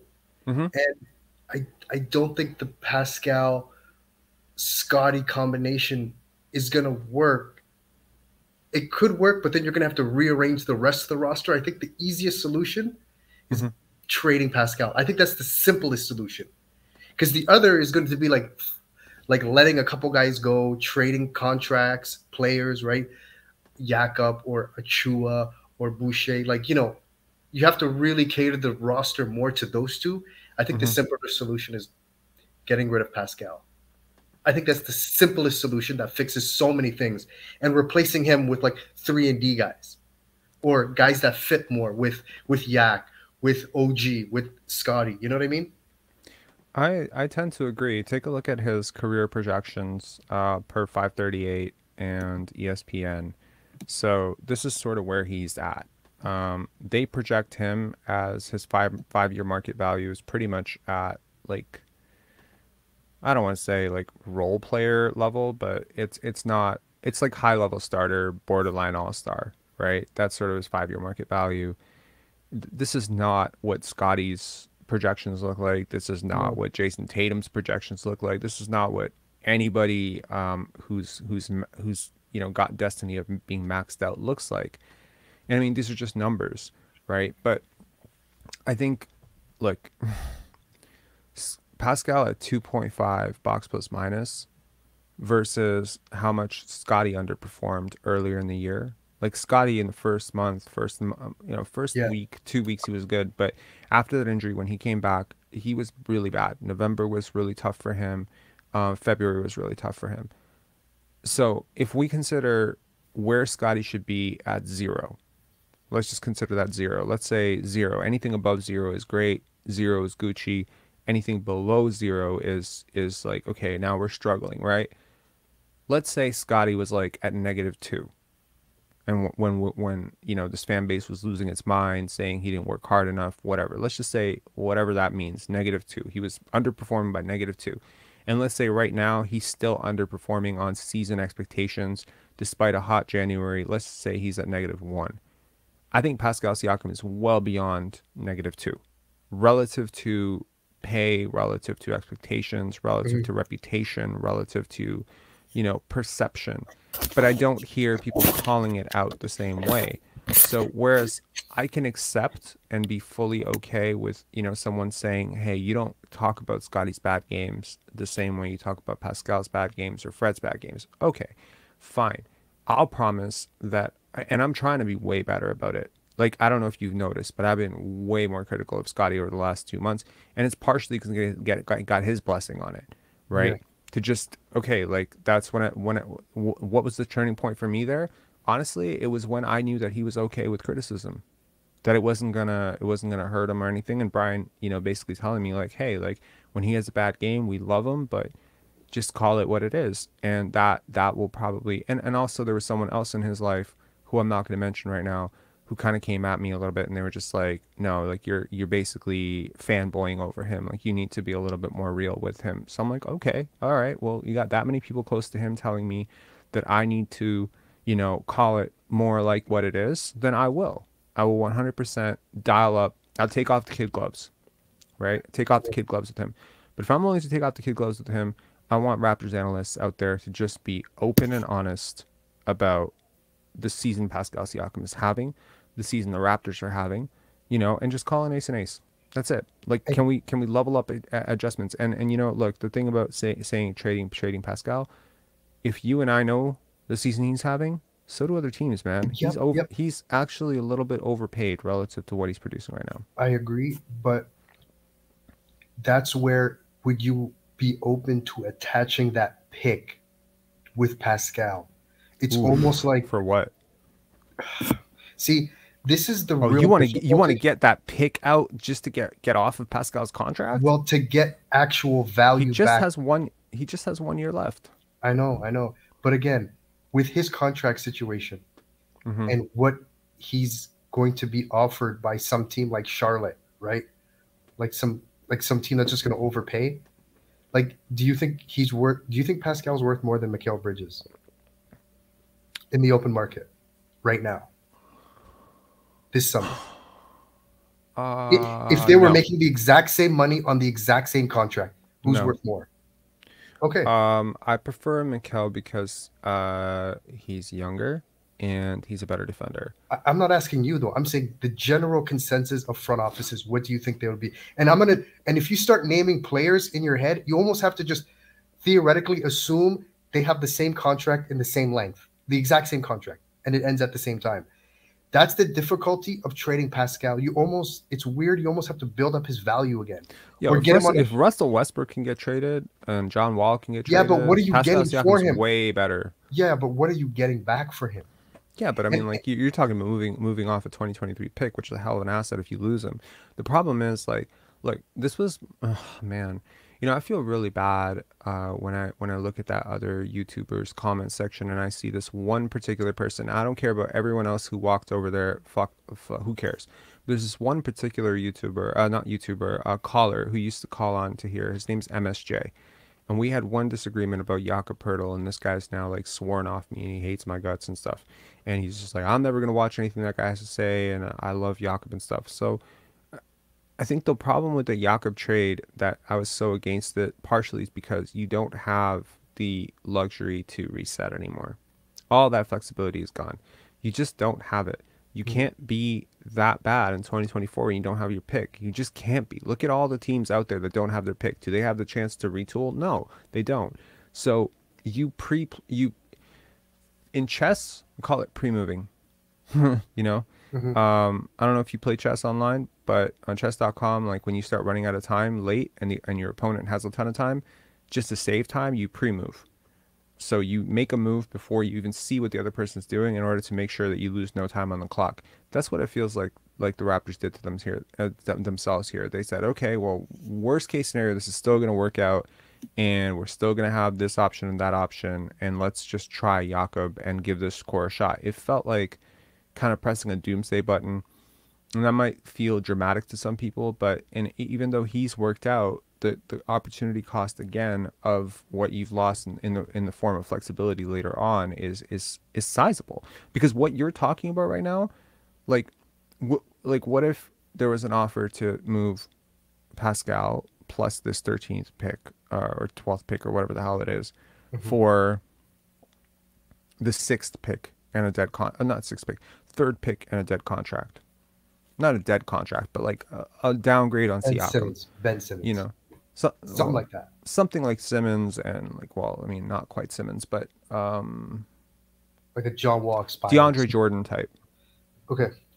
Like, not The DeAndre problem is, Ayton, not Jordan. Sorry, okay, DeAndre okay. Ayton. So, like something like that, like a downgrade on Siakam, but then an upgrade on the pick, something like that. Well, you now have to factor in, is this pick going to make us better next year? And you don't have the luxury of saying, no, it won't, but it will definitely make us better in 2026. I think you have to take the mentality that makes us better long term. I don't think you double down on, well, we don't have a guaranteed pick next year, so we're just going to do another win now treadmill move. You know what I mean? To make up for the decision you made. I don't think you should do that, if you understand what I'm saying. Yeah, I no, think you I just do. I mean, look, I think this team has put in a lot of time into building Siakam up, right? yeah. Obviously, now you don't want to see this. If you're a team that's on the verge of maxing out a dude, right, who came in with all this gusto into the season, has just completely run out of steam. His apologists and his biggest fans are going to say it's because he's playing too many minutes. I'll tell you right now, like you look at the minutes leaders on the Raptors, he's not like, I mean, minutes per game, yes. Total minutes on the season, Scotty's leading him by a sizable margin. And workload overall, and And workload, and what you he's asked you've to you've do. Yeah. given him, you've given him a bit of a softer defensive assignment. Yeah. There's a beautiful play against the New York Knicks that I posted earlier, where Scotty communicates, to Gary to move up to the nail and to rotate back to Mitchell Robinson. And it's like Scotty's quarterbacking your defense. He's one of your switchable guys. He's guarding five positions, etc. And he's playing the most minutes. And I mean, you could say it's because he's young or whatever, but I mean, the workload on him is crazy, especially when you consider all the work that he's actually putting in away from the game, away from the games in terms of practice and development and training. It's absurd. Um, and I'm sure that it will lead to him being better. Like I'm sure he'll exit the season way better than he started it because this workload will eventually catch up. When he's not tired, you'll start to see like some of the stuff he did against the Lakers was unfathomable 12 months ago that he could, Yeah. you The know what I mid mean? range Like, game. The mid yeah, the range game. mid-range stuff. Like when you start watching like Turnarounds. all his possessions in succession against the Lakers, you're just like, who is this guy? You know what I Mhm. mean? He's getting shots. Like it's one thing to do it like the way that he did it with and he did it different ways each time, you know? It's a Yeah. kind of interesting The way thing. he bullied the Bucks or the Nets. Exactly. The That was Nets strictly the volleyball. Nets it was interesting. Like so he did it from different places and I think that that's a very fascinating thing. With the Nets, he was starting closer to mid-range or in the post and then he starts bullying them. And it's a lot of turnarounds and a lot of flick shots, hook shots, etc. Because like Giannis and Brook Lopez are no easy matchup on the inside, so he's shielding the ball. And then with the Nets, it was like straight dribble drive, layup, dribble drive, dunk, dribble drive, layup. There wasn't a lot of the posting up stuff. There was a couple of post ups, but it was a completely different thing. Against the Lakers, it was completely different. It was a lot of turnarounds and, Mhm. step backs and like it was interesting. And against the Hawks, I mean, it wasn't quite the fourth quarter rally, but like it was a whole bunch of threes. So you're seeing bits and pieces of it. It's trending in the right direction. The numbers don't look great, but I'm seeing growth there. With Siakam, it's not just that the numbers are not trending in the right direction. I'm seeing him take steps back defensively, which is not great given that he is just 28 years old, turning 29 very soon. And, if you're signing up for 4 or 5 years of this Yeah. and he's going to be worse versions of this, that the graph of his market value that I put up, that's half of what he's going to get. That's half. And Max contract is twice that. you mentioned um, he might be like you mentioned DeMar DeRozan, Trey Young, like these guys who are sometimes thought of as their best bet is being the best player on a team that isn't very good, and you can lump in Russ in that, like later in his career, and it's like if that's what people are thinking, because if that's what you're thinking, and I've thought that sometimes, because it's Hmm. hard for DeMar to be a number two with the way he plays, right? And his It play is style. hard. It's It is hard for him. hard. It's hard But for Trey to be a number two because he can't play defense and he's not really good off the ball. So But it's like, instead of thinking like number one, number two, you could just think of it more like, let's say, for instance, DeMar played with Jokic, right? I yeah, think he could be fine. I think he could be good, but it even. limits his market though. See, that's the issue. When you put those guys out on the market, you have two, three teams that you're even talking to. But if you put a guy like Laurie Markkinen on the market, you're talking to like 15 teams. Yeah, for sure. I mean, look, the Raptors, their two biggest assets right now for me definitely are OG and Scotty. Beyond that, I think, you could start looking at Pascal, Precious, whoever. And I hate to say it, but it's just true. Other GMs are not stupid. They're They're not. not They're Will not. Lou, and they're not listening to the Toronto sports media and Josh Lewinberg and whoever the hell else you're listening to here. It's not to call these guys out, but I'm just saying like this. Um, Pascal MVP stuff, Pascal top five stuff, 10 stuff, max, super max stuff probably needs to stop. And the 2.5 box plus minus to me was very shocking because I remember being shocked when it dipped below three. Because three to me is the all star bridge, right? So, look, and it's like you maybe have to look at this also from a position of motivation, right? And I'm not saying that his motivation was all NBA, right? I'm not saying that. Okay. But if it was, and that goes out the window, I mean, his energy level, his effort level is noticeably down. we could say that. You could There's this. also, He looks disengaged at times. And listen, I'm not trying to judge the guy. Like I mhm, have nothing against him, honestly. But mhm. yeah, it's not the same guy we used to see, right? Give me 1 second. My girlfriend didn't know that I was doing a live, and she just came home. Hang on 1 sec.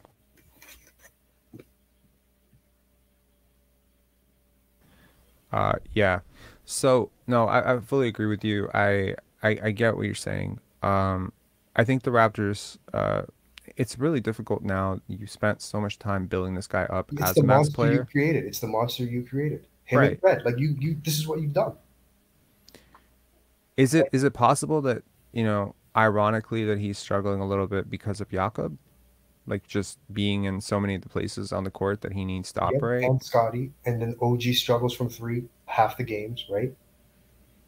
And then Yeah. Achua gets on the court and he shares time with Achua. He shares times with Boucher. He shares times with Thad. And it's like, I just think he's the easiest guy to trade and bring a spacer. And it fits so much because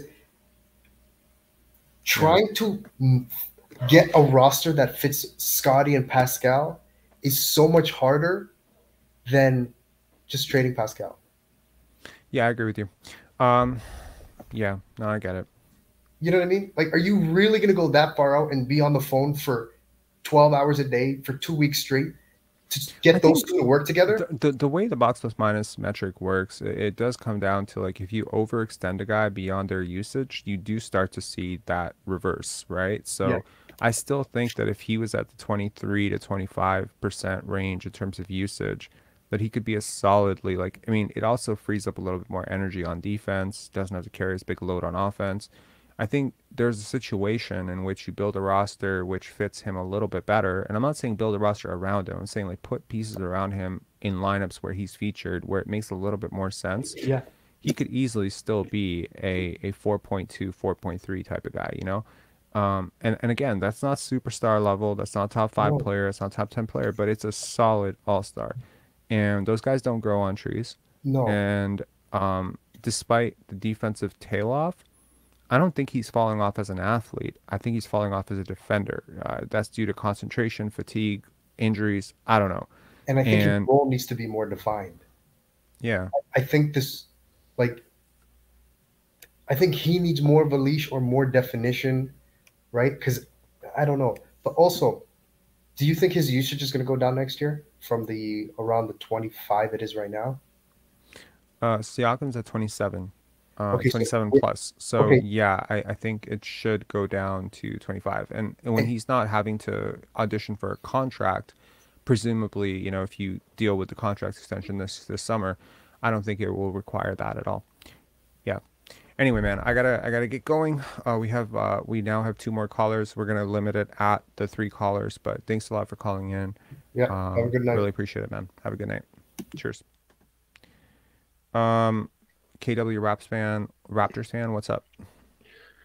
Hey, can you hear me okay? I hear you fine.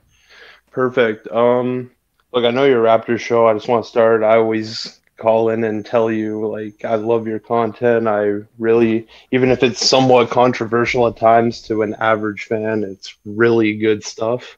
Mm-hmm. It's the, uh, Mom always called it a rude awakening sometimes. Sometimes you just need to hear the truth about certain guys. Right. Um, Anyways, not to start anything, like I'm more than open to have a debate, but I'll just be real quick. I was listening the whole show. I heard people mention Anthony Bennett and Andrew Wiggins. Mm-hmm. I've been watching Canada basketball. I haven't missed a game since 2011, Mm-hmm. FIBA Americas.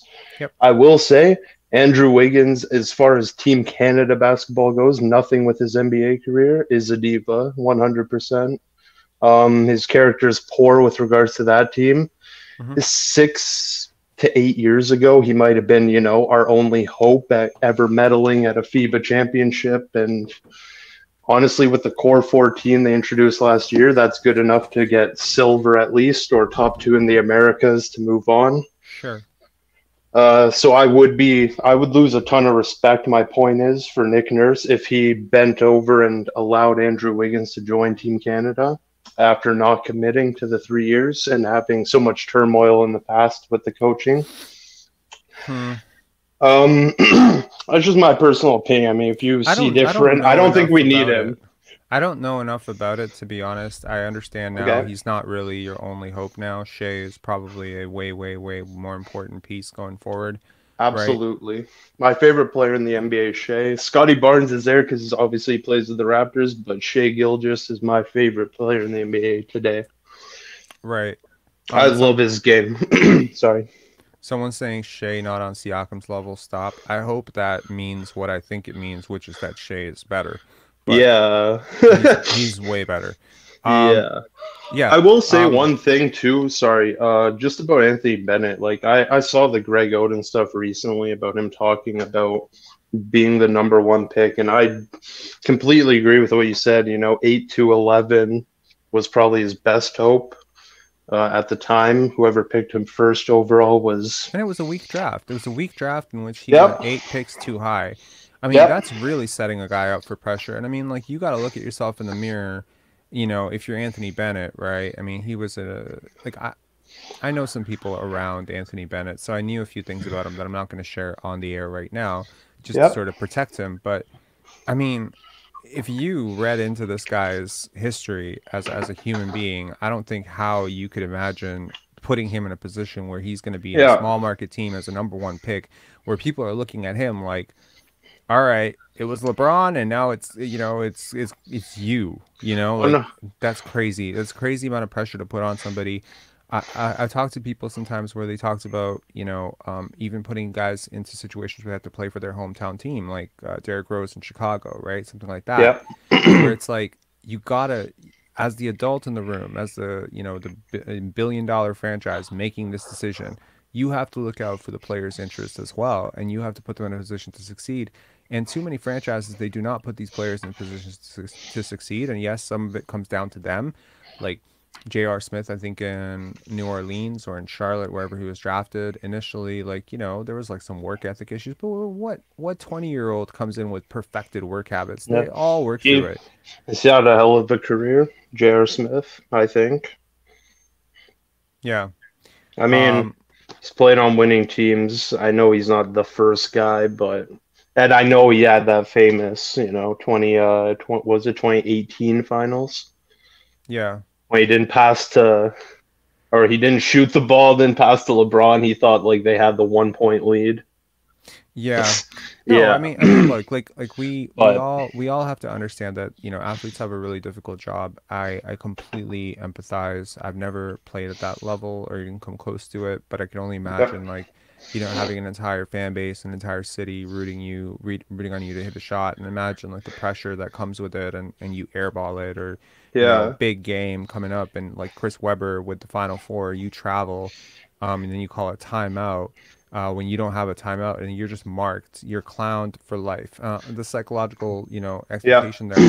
But like I mean, if you were a first overall pick in the NBA, you start looking at all the other guys who went first overall, Anthony Davis, Kyrie Irving, LeBron James. You're not thinking about the guys who didn't make it. You're not thinking about the Andrea Bargnanis. You're not thinking about, necessarily the Michael Olowokandis of the world. You are looking, Kwame however, at Browns. yeah, the Kwame Browns. I mean, there have been a lot of quote unquote flopped #1 picks, but almost always they were in weak drafts. I mean, even when you consider like a #1 pick like a DeAndre Ayton, how is he ever not going to be the guy that you could have had Luka Doncic for? You know what I mean? Like Yeah, it is a lot of pressure. Even, I mean, Hakeem Olajuwon turned into one of the 15 to 20 greatest players of all time. He was still picked over the greatest player of all time, which is Michael Jordan. Um, so I think that's a lot of pressure.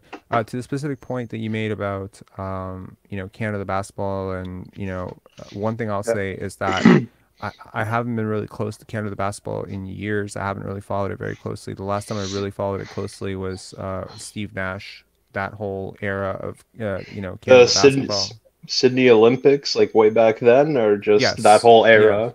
That whole Okay. era from like 1996 till about 2006, that era of, when will he come? Will he be the big hope or whatever?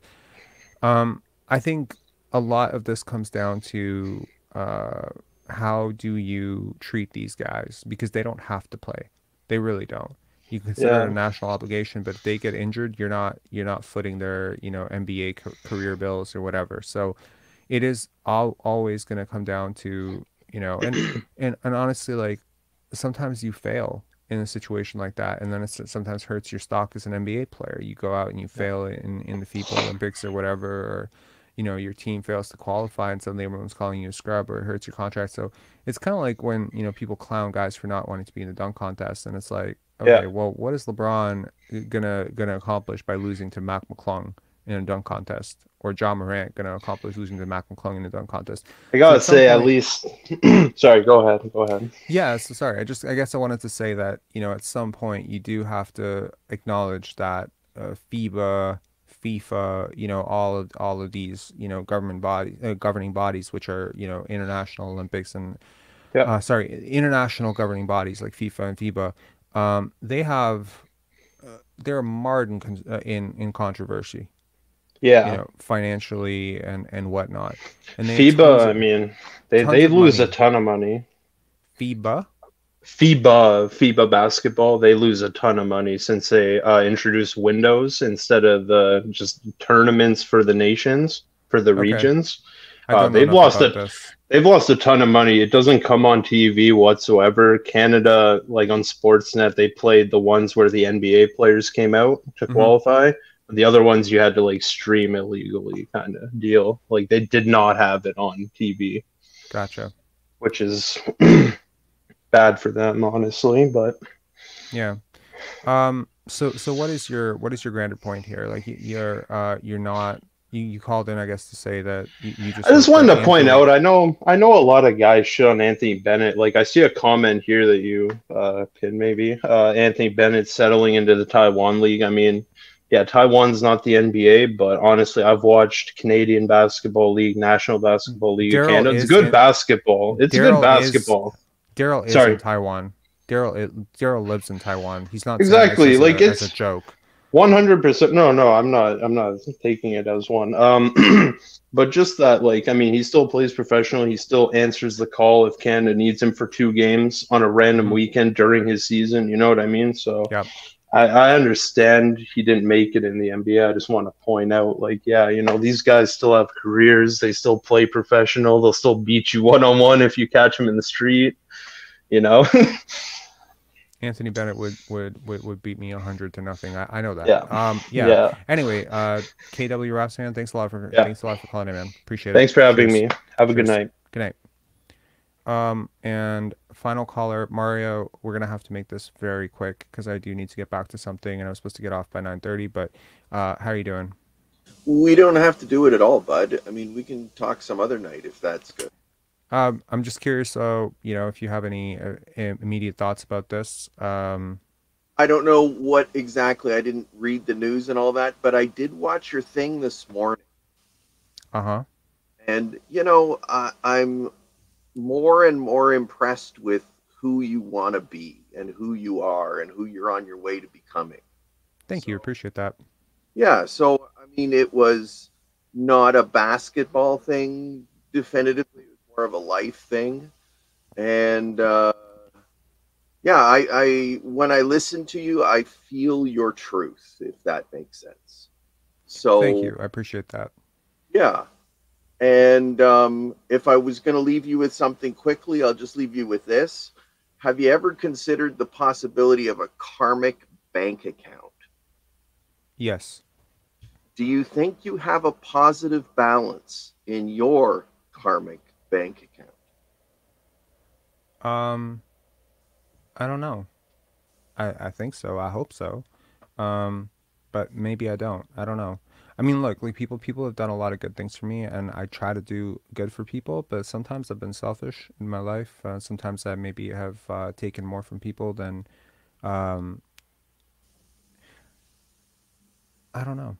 I don't know. I would like to think so, yes. I mean, look, I've done a lot of charity work. I've genuinely tried to help people more than they have helped me, but I've just been blessed to have really great people in my life who've helped me a lot. So even in the process of trying to help somebody, sometimes they'll end up helping me more than I've helped them. So I have no Yeah. idea.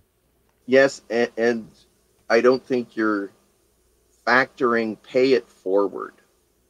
Oh, I am. So the amount that people give you doesn't necessarily impact your karmic bank account, in my mind, as much as how you treat others. If you treat others really badly, you get negative points. Yeah. If you treat others really well, you get positive points.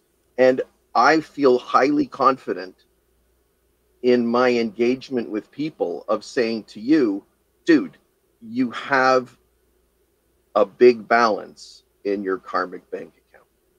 That's a really nice thing to say. You're Look, actually I'm trying, like for sure. Like, but even when I try to support people, I genuinely mean this. Like, even when I'm trying to support somebody, I'm trying to build somebody up, I'm trying to help them out. It turns out they end up giving me something more than I've given them. Like, I could give like I don't know, like man, there was this dude Grant. His name's Grant, and he's a street poet in Toronto, and we were doing this charity called Warming the Streets, and I did this for 8 years after my mom died. And it was a really meaningful engagement. And basically, we started while I was at U of T, and we'd get a whole bunch of students together, and we would walk through the streets of Toronto with gifts, wrapped up gifts, typically warm clothes that were donated to us by students at the school. And the big difference between this and typical charities or food drives, clothing drives, or whatever, is that you actually had to hand it to the person, right? So and the big thing was you share a meal with that person, like not a meal necessarily, but you break bread with that person. You have a donut with them, or you have a quick chat with them, or whatever. And nothing's forced, but just in the act of engaging with somebody and asking them what they need, like you need gloves, you need socks, you need pants, you need whatever, you immediately break through the barrier. And what people didn't realize in all those years that we were running it, and I kind of disclosed this to the people who were volunteering year after year later, was like, this was not really just for the homeless people. It's for you guys too, because one of the most destabilizing parts of being homeless, I found, was feeling unseen and people trying to ignore you and acting like you don't exist, and it makes you feel like you don't exist. And I thought that that was such an interesting part of it, because almost every person I would talk to, I would do like every person that would volunteer for us, I would ask them the very next year when they came in, it's like, did you have more positive interactions with homeless people throughout this year as a result of you participating in this? And almost everyone always said yes. I would talk to them more, I would feel less anxiety around homeless people.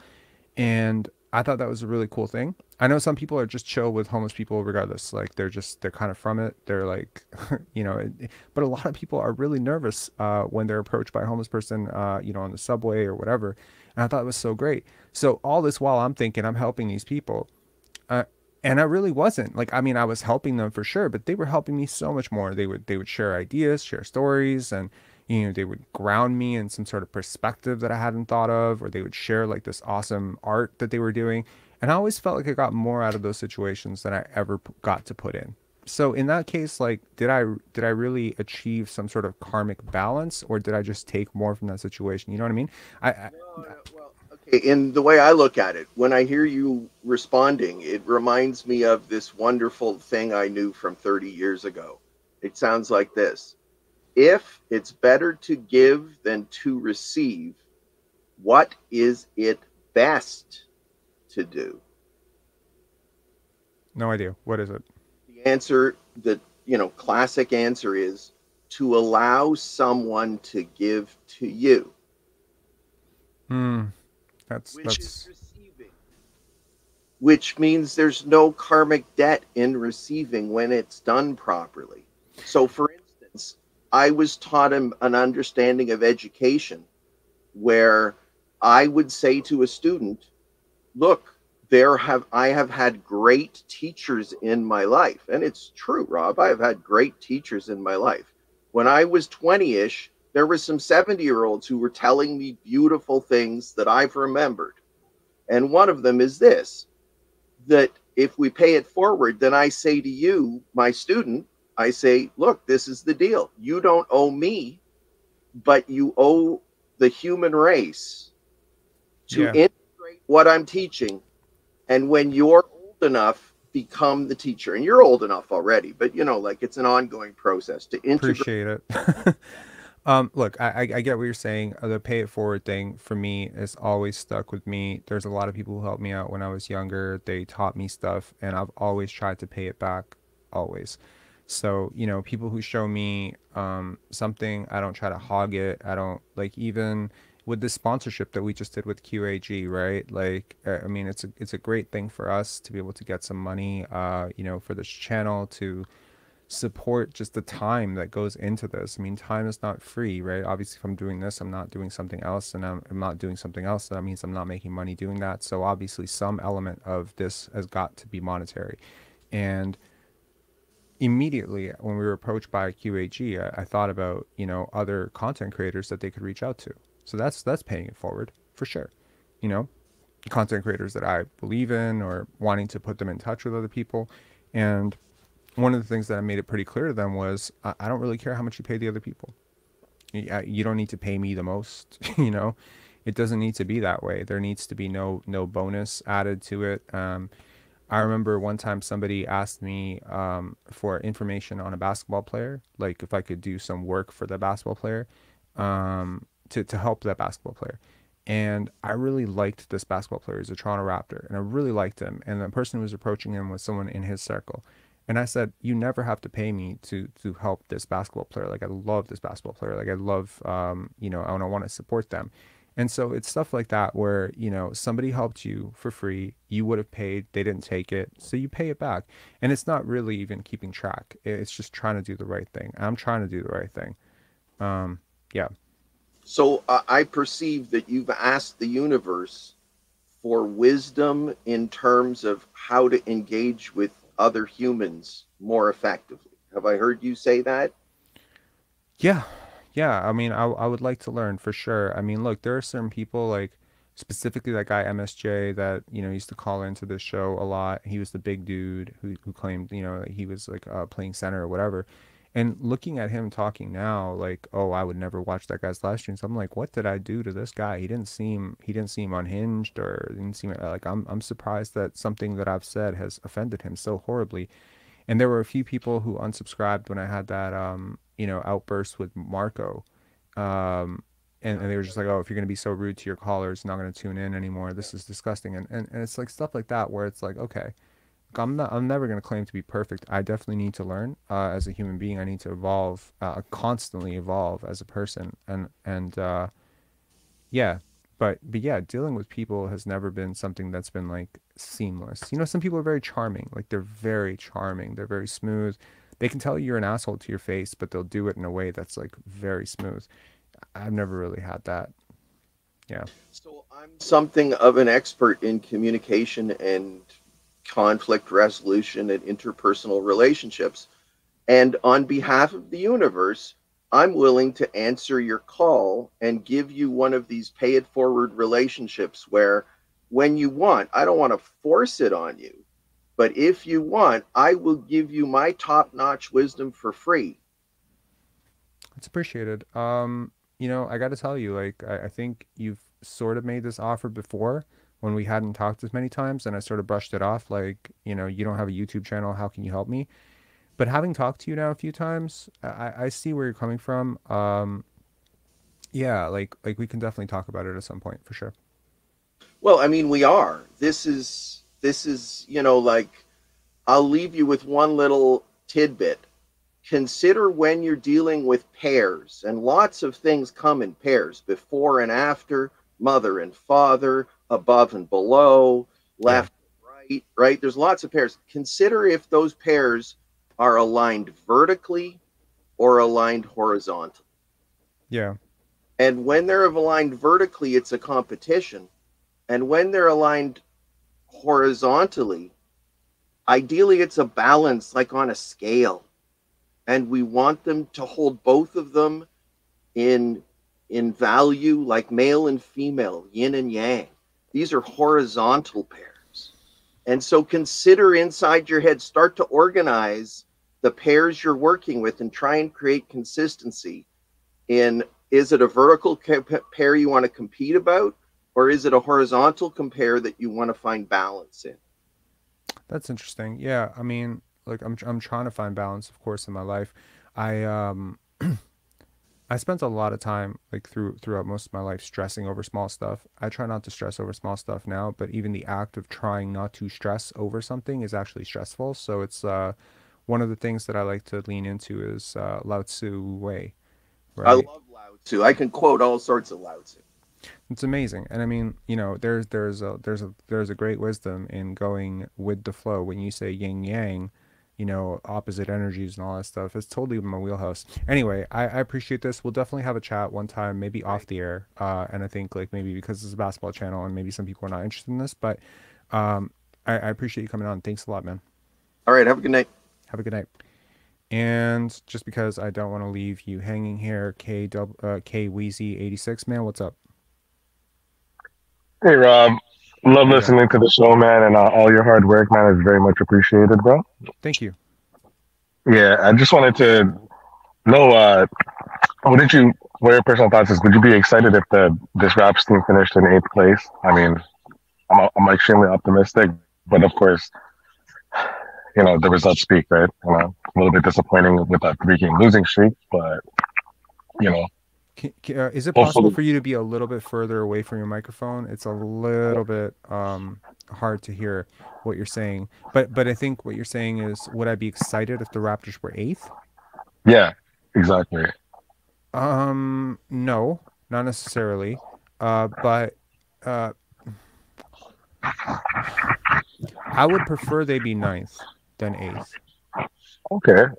Is that for draft implications or? It's not necessarily for draft implications. It's for the fact that if they're eighth, they need to win once. But they could, but like if they're ninth, they could be out after one. Yes, it is draft implications. Yes, it is draft implications.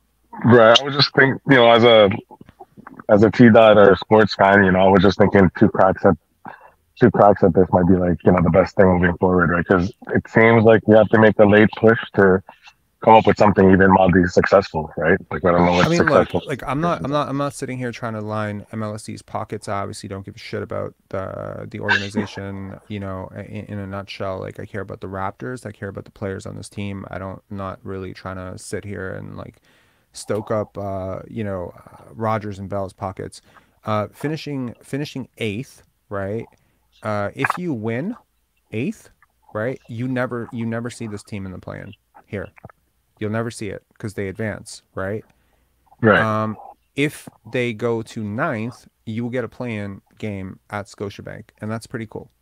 That would be extremely cool. So Actually, that's why you go for ninth. I mean, I'm not saying you go for ninth. Obviously, if you're trying to make the playoffs, you go for eighth or seventh, because sixth is falling like out of range right now. Sixth is gone, right? I mean, you could win 13 straight and still miss sixth at this point. Like the teams, they need to win like 2 games or something. Yes, but like if you go seventh, now you've set yourself up with home court advantage in the play-in game one and a backup in case you fail. So you go seventh, that's fine. You go ninth, that's fine. I think you go eighth, you go 10th. I think you're probably screwing yourself over because you go 10th, you're doing do or die on the road. No, that's true. I see that point now. Actually, seventh and ninth, kind of like craps, right? No, actually, no, like all those numbers work in craps. Yeah. 7, 8, and 10. Yeah. But actually, I love to work with the Siakam thing because, like, I was really frustrated on the road trip as to like how he was performing, right? But there were some takes where, like, what do you think? Like, he has to get worse, kind of. Sorry, he has to accept making his stats worse to make us all better. Like, do you believe in that? Like, I don't know. I think I would prefer that he be in the 24% usage range, as I mentioned. I think you get diminishing returns when he goes higher than that, when he presses too much, when he forces things, when he forces touches. So as long as he can sort of stay within the rhythm of the offense and kind of keep within the flow, I think he's fine. Yeah, like I don't know if that's answering your question. Everyone who thinks that if he comes out and averages 30 points per game, you're going to win everything. It's not necessarily true. I mean, he's put up 30 plenty of times and you've lost, and he's put up 30 times, plenty of times you've won. You've been 500 without him on the season. You've been below 500 with him. You're actually, like, your record is worse in games he plays than games that he doesn't play. And that's not shade on him or saying that they're better without him. I'm just saying he's not quite the impact maker that people want him to be. They're trying to imagine something that he's supposed to be, and he's not that, and that's okay, right? Like it's still a hell of an outcome for where his career started and what he's done. Absolutely, man. All-NBA is incredible. When Kawhi left us, right? Yeah, when Kawhi left us, right? We knew like that was rough, but I mean, like this guy stayed, right, and gave us some glimmers of hope or success, whatever it may have been in those past years, right? Yeah. Anyway, man, thanks a lot for calling in. I appreciate it. Do you have any final thoughts? No, man, thanks, and keep up all the hard work, Rob. Easy. Hey, thank you, K Weezy. All right, guys. That's it for this live. I got shit to do. Good luck to the Raptors tomorrow against OKC. As I said, to K Weezy, I definitely don't want this team to be 10th or 7th necessarily. Sorry. I don't want them to be 10th, and I don't want them to be 8th. So I'll prefer 9th or 7th. Not really something you're going to have 100% control over. There's a lot of lumping together. The last thing that we were going to do before we end here was we're going to look at the schedule. This is the upcoming schedule for the Toronto Raptors. You have OKC. That could easily be a win. Easily, right? You have Minnesota. That could easily be a win, right? Indiana, Detroit, Washington could easily be wins. Charlotte, even one of those Boston teams, I feel like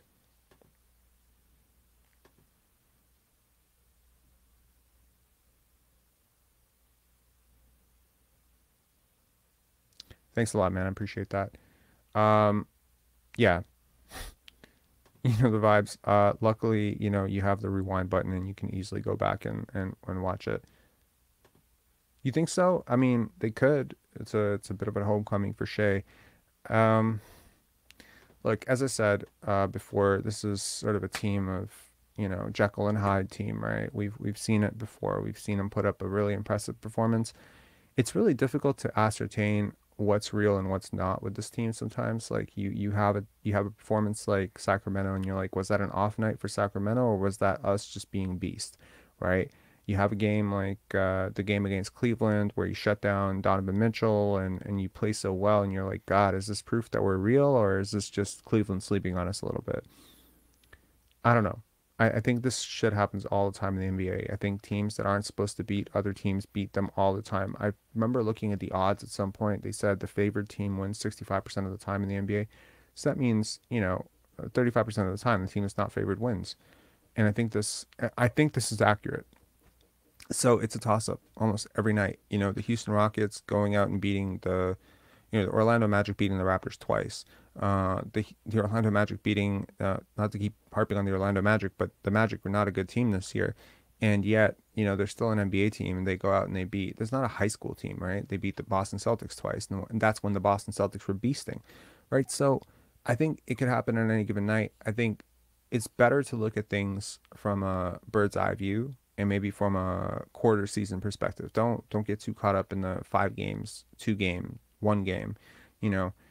And that's kind of wild and sort of you know, weird coming from someone who does a post game live every single day. But you know, it's about the broader picture. It's about evaluating the broader trend of what's happening on a longer scale.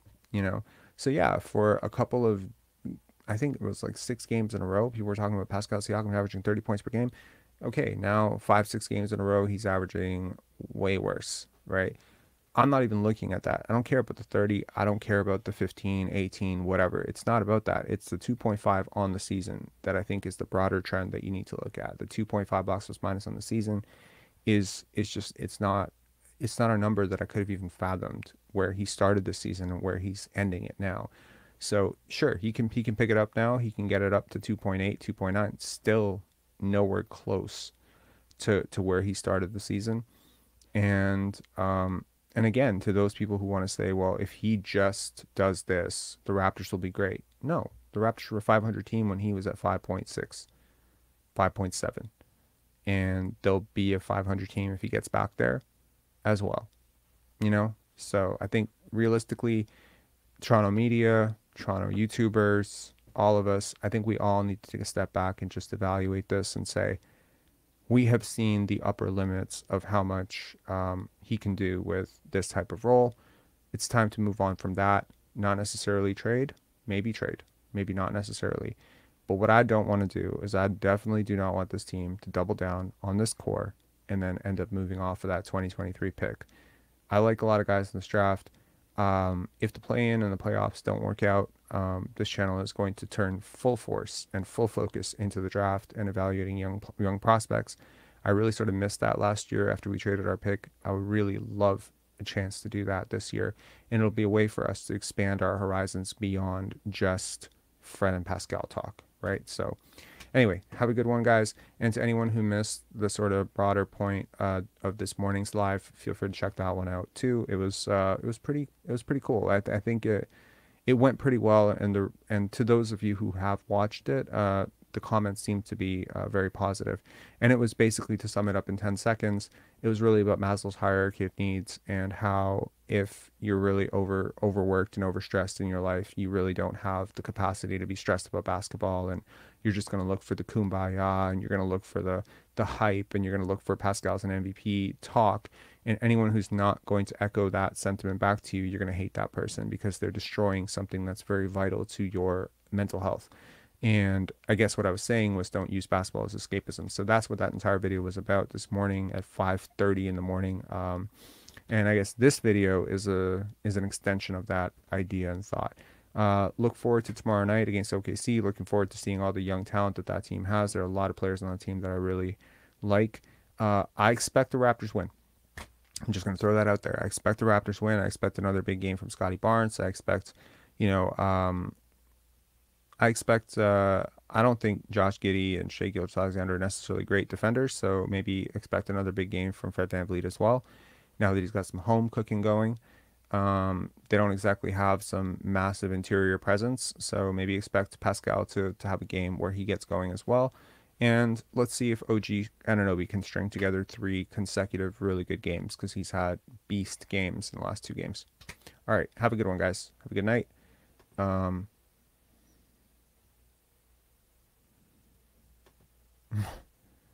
I wouldn't bet on it, but who knows? I mean, I'll consider it. Yeah. All right. Have a good night, guys. Peace.